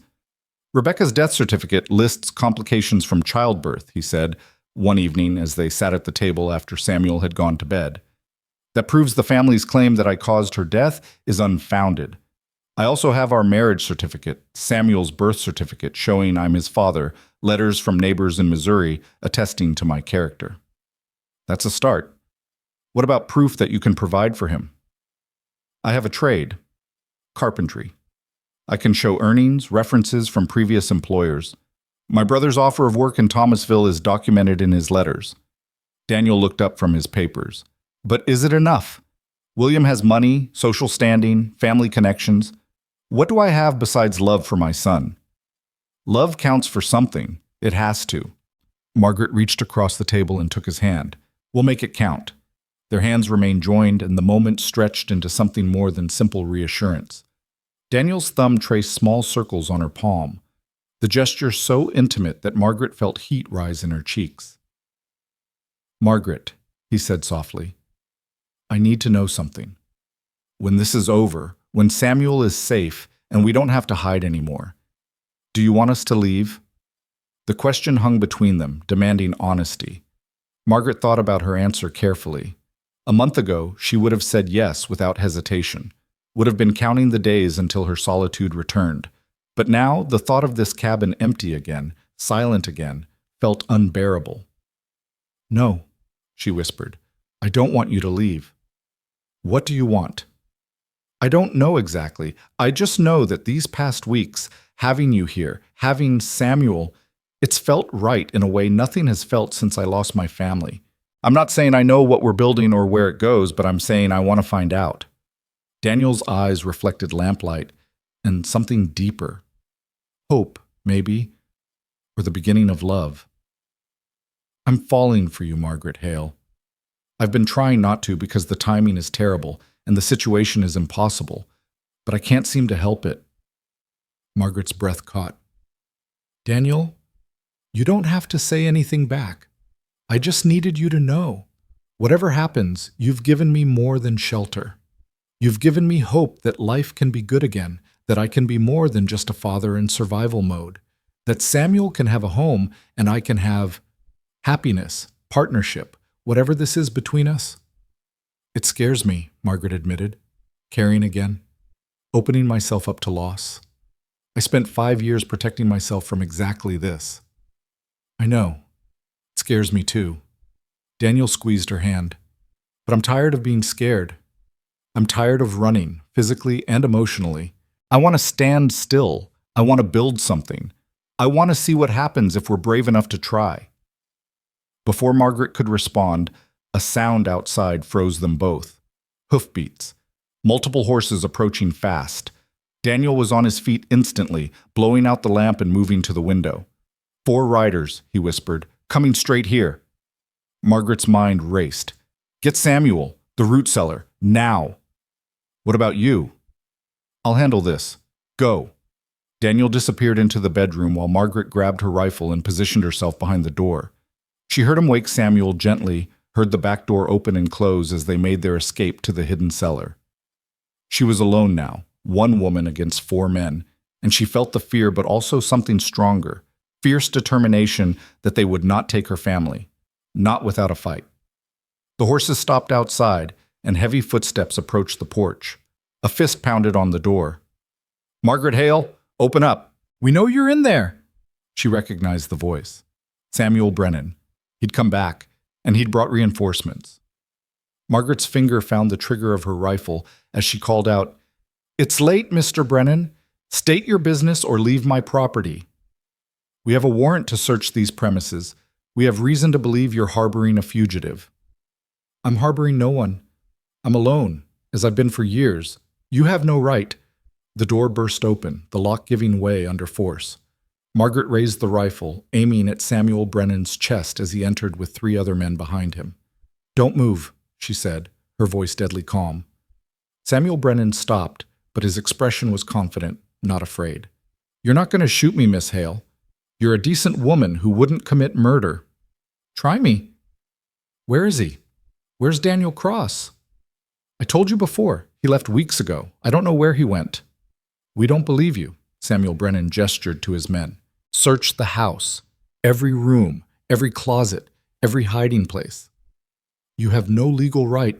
We have all the right we need. My nephew is in danger with an unstable father, and we have evidence that you've been aiding him. Samuel produced papers from his coat. This is a writ of custody, signed by a judge in Missouri.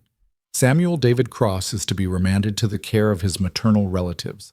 If you interfere, you'll be charged with obstruction and possibly kidnapping. Margaret's heart pounded as the men tore through her cabin. They searched the bedroom, pulled everything from closets, even checked under the floorboards. They searched for 20 minutes while she stood with rifle raised, and Samuel Brennan watched with smug satisfaction. Finally, one of the men returned. Nothing, sir. No sign of them. Samuel's expression darkened. They were here. I know they were here. Think whatever you want, Margaret said, but you've torn apart my home for nothing. Now get out.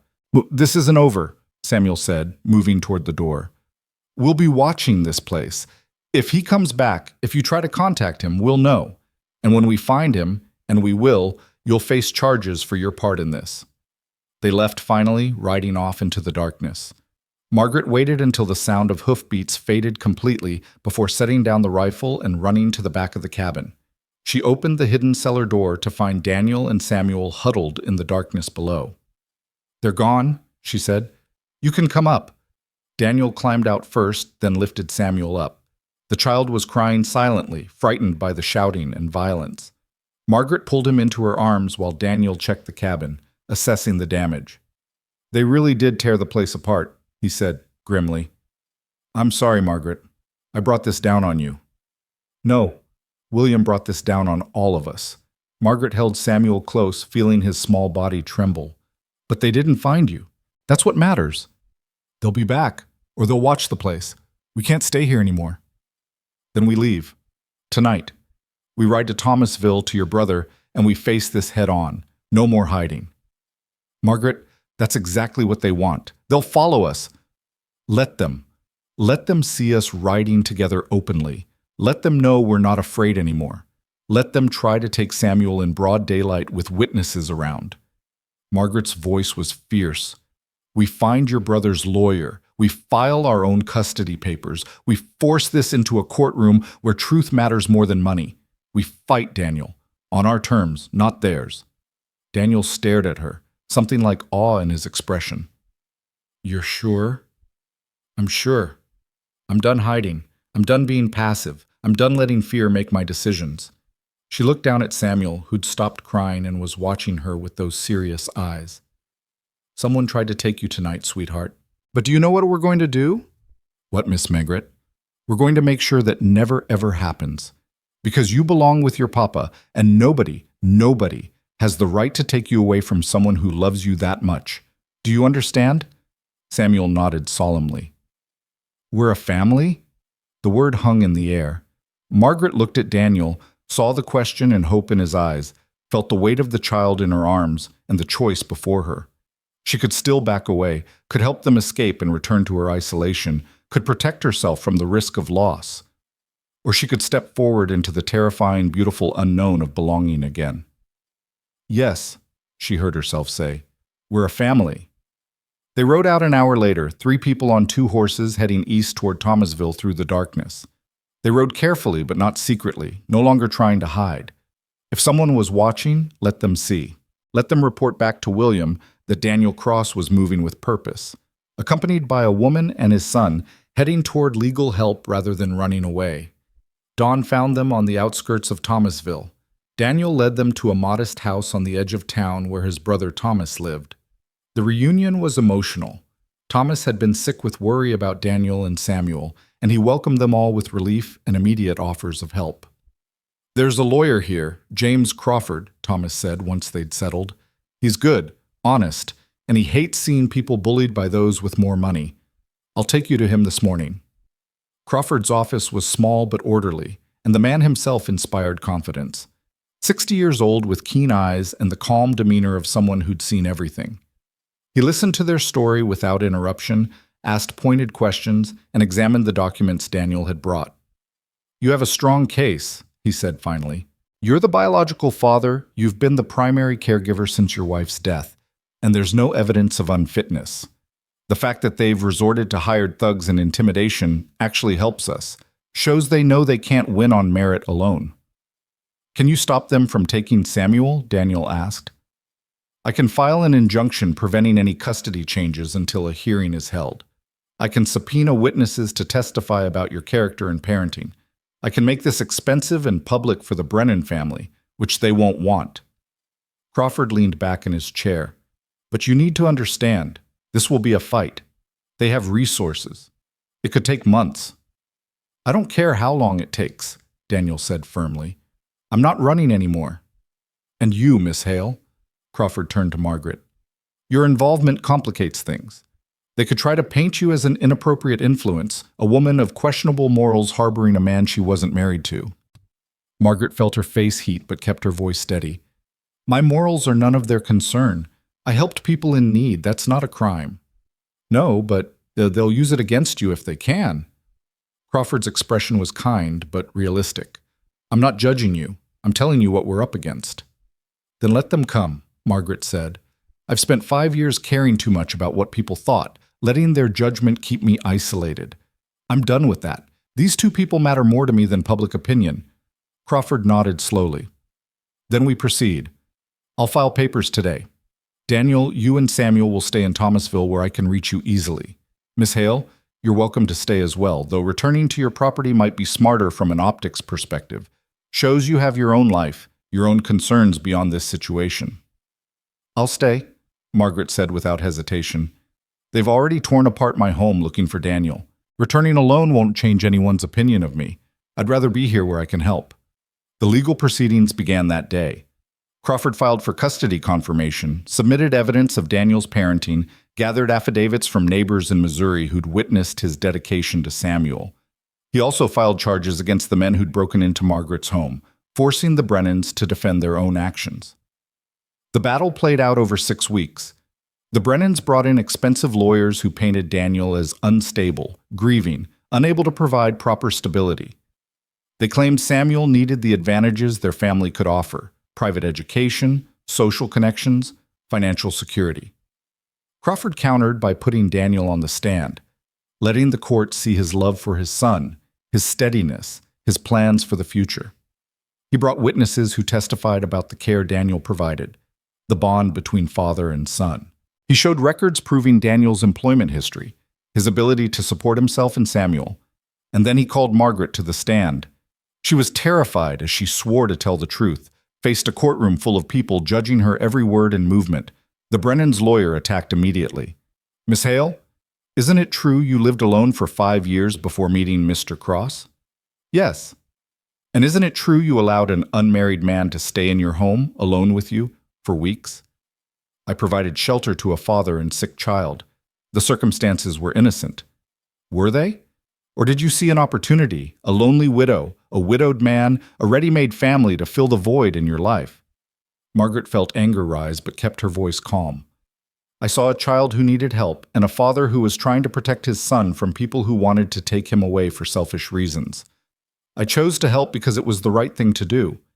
The right thing, or what you wanted? The lawyer's tone was mocking. Convenient, isn't it, that helping them also gave you companionship, purpose, perhaps even romantic prospects? My motivations aren't on trial here, Margaret said firmly. Samuel's welfare is, and I can tell you with absolute certainty that he is better off with his father who loves him than with relatives who view him as a possession to be claimed.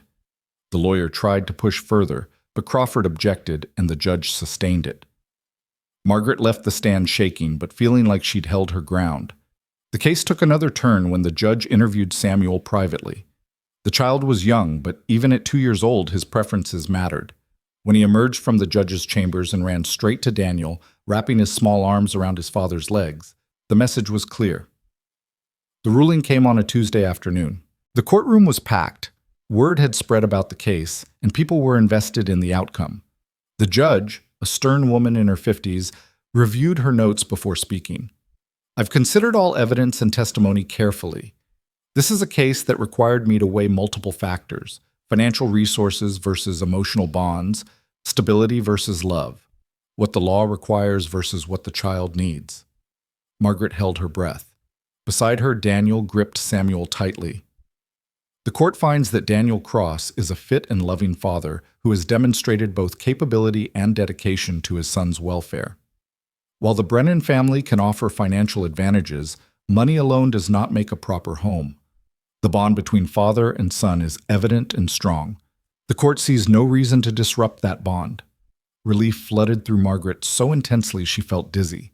Furthermore, the judge continued, the court notes with disapproval the tactics employed by the Brennan family, hiring men to harass and intimidate, breaking into private property, using legal papers as weapons rather than tools for justice. Such behavior suggests their interest lies more in winning than in the child's actual welfare. She looked directly at William Brennan, who sat rigid in the front row. Custody remains with Daniel Cross.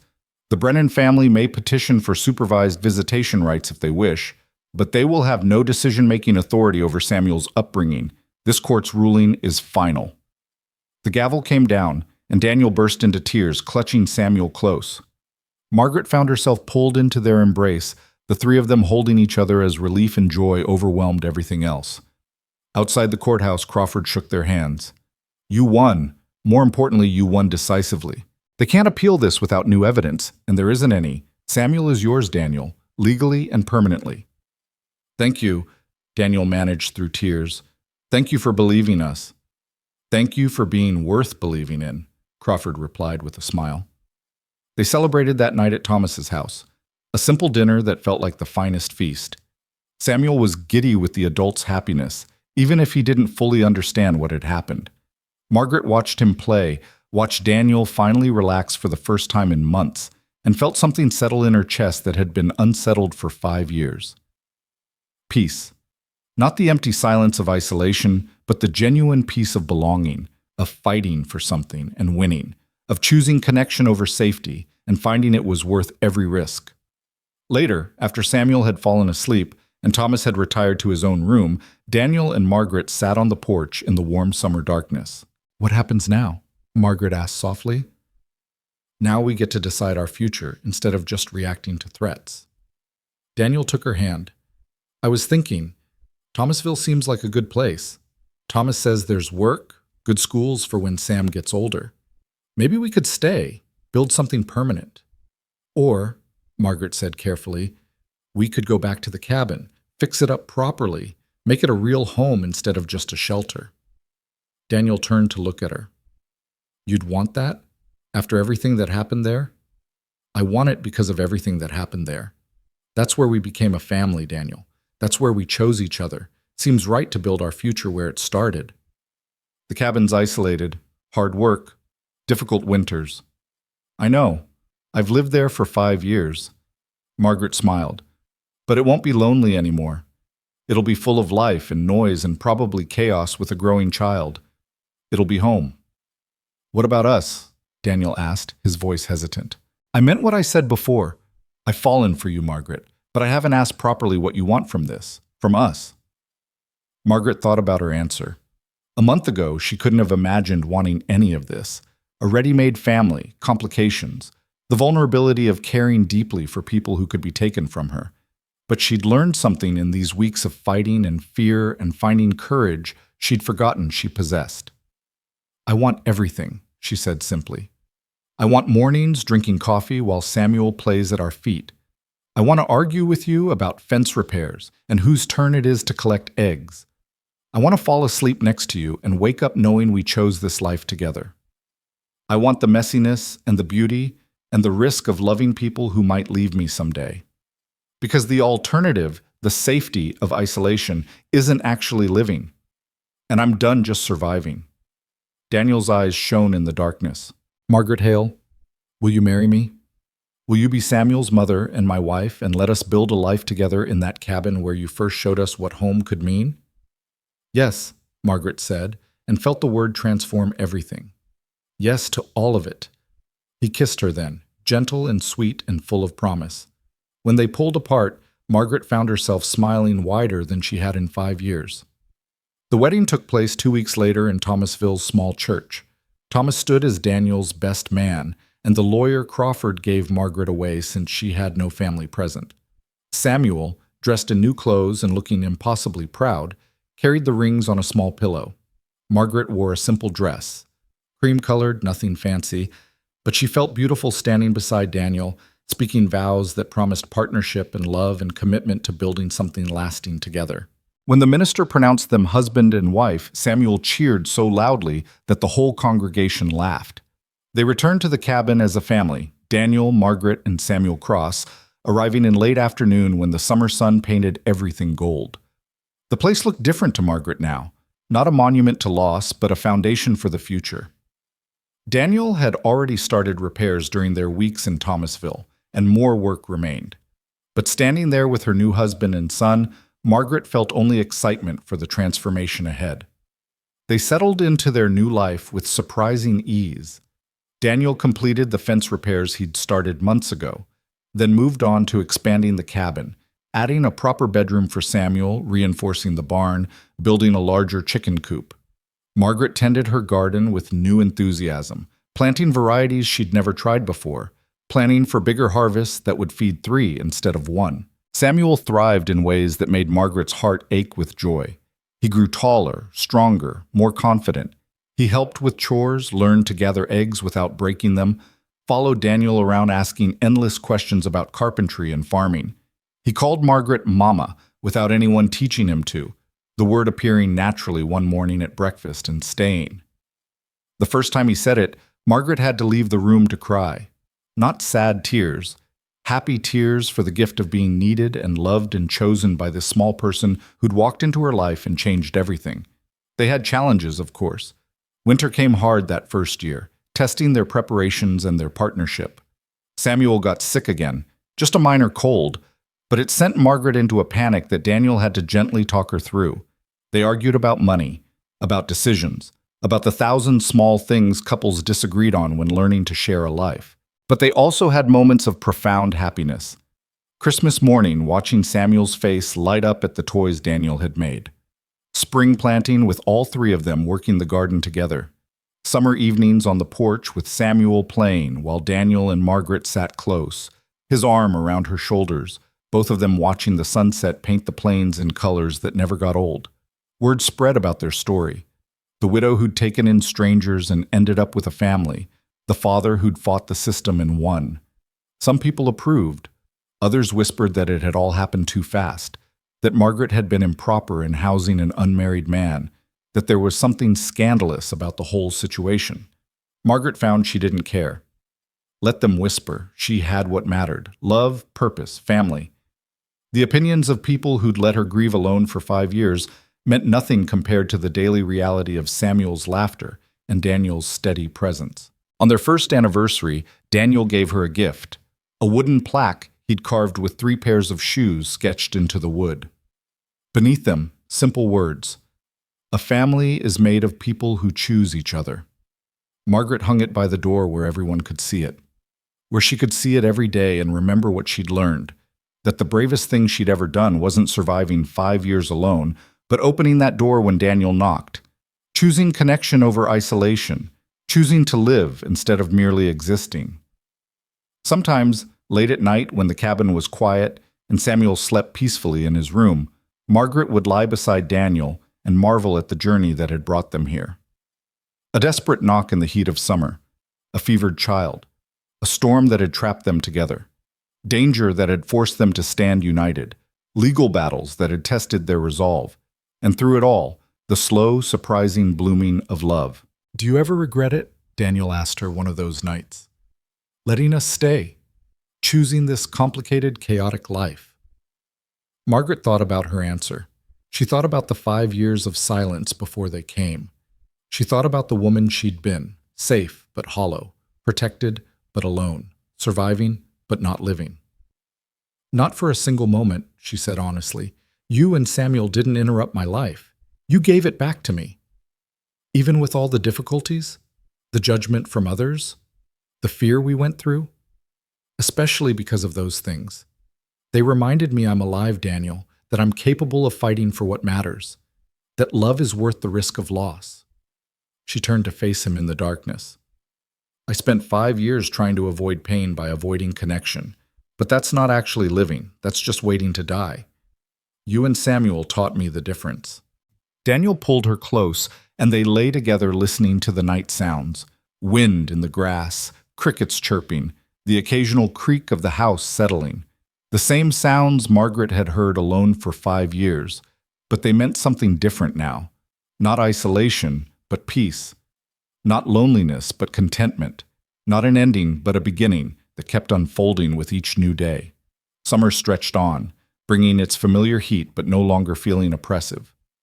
3 pairs of shoes rested by the cabin door, Daniel's worn boots, Margaret's sturdy work shoes, Samuel's small ones that would need replacing soon as he continued to grow. Evidence of presence, of life, of family. Margaret never named what they'd become beyond that simple word. They weren't trying to replace what each had lost. Daniel's first wife, Margaret's first family. They were building something new from the pieces of their broken pasts, creating a future that honored what came before while embracing what existed now. The cabin that had been a tomb for memories became a home for living. The woman who'd chosen isolation learned to choose connection. The man who'd been running found a place to stand still, and the child who'd needed healing found a mother's love in unexpected places. They weren't perfect. Life wasn't easy. The plains remained harsh, winters stayed cold, and challenges continued to appear.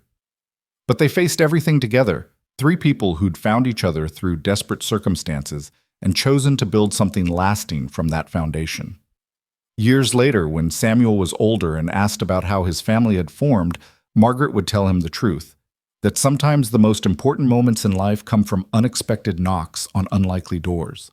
That courage means opening yourself to possibility even when every instinct screams to stay safe. That family isn't always about blood, but about who shows up when you need them, who stays when things get hard, who chooses you every single day. She would tell him about the summer she learned to live again, about the stranger with a baby who'd asked for one night and stayed for forever, about the choice between safety and connection, between surviving and living, between isolation and love. And she would tell him that of all the decisions she'd made in her life, opening that door when his father knocked was the one she'd never, ever regret. Because it had given her everything that mattered.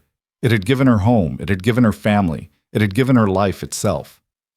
The story didn't have a perfect ending because real life never does. But it had a true one. 3 people who found each other when they needed it most, who fought for the right to stay together, who built a life from courage and hope and stubborn determination to believe that love was worth the risk. And on summer evenings, when the 3 of them sat on the porch watching the sunset paint the sky in impossible colors, Margaret would think about the woman she'd been 5 years ago, alone, afraid, convinced that isolation was her only path forward. She would think about that woman with compassion, but also with gratitude for everything she'd learned since. That woman had survived. But this woman, the one with calloused hands and laugh lines and a husband beside her and a son at her feet, this woman was finally, beautifully, completely alive. The plains stretched out before them, vast and unforgiving and utterly breathtaking. The same landscape that had witnessed her grief now held her joy. The same cabin that had sheltered her solitude now rang with love and laughter and life. And Margaret Hale Cross, who had once lived alone for years until a stranger with a baby knocked on her door, sat surrounded by her chosen family and knew with absolute certainty that she'd found her way home at last.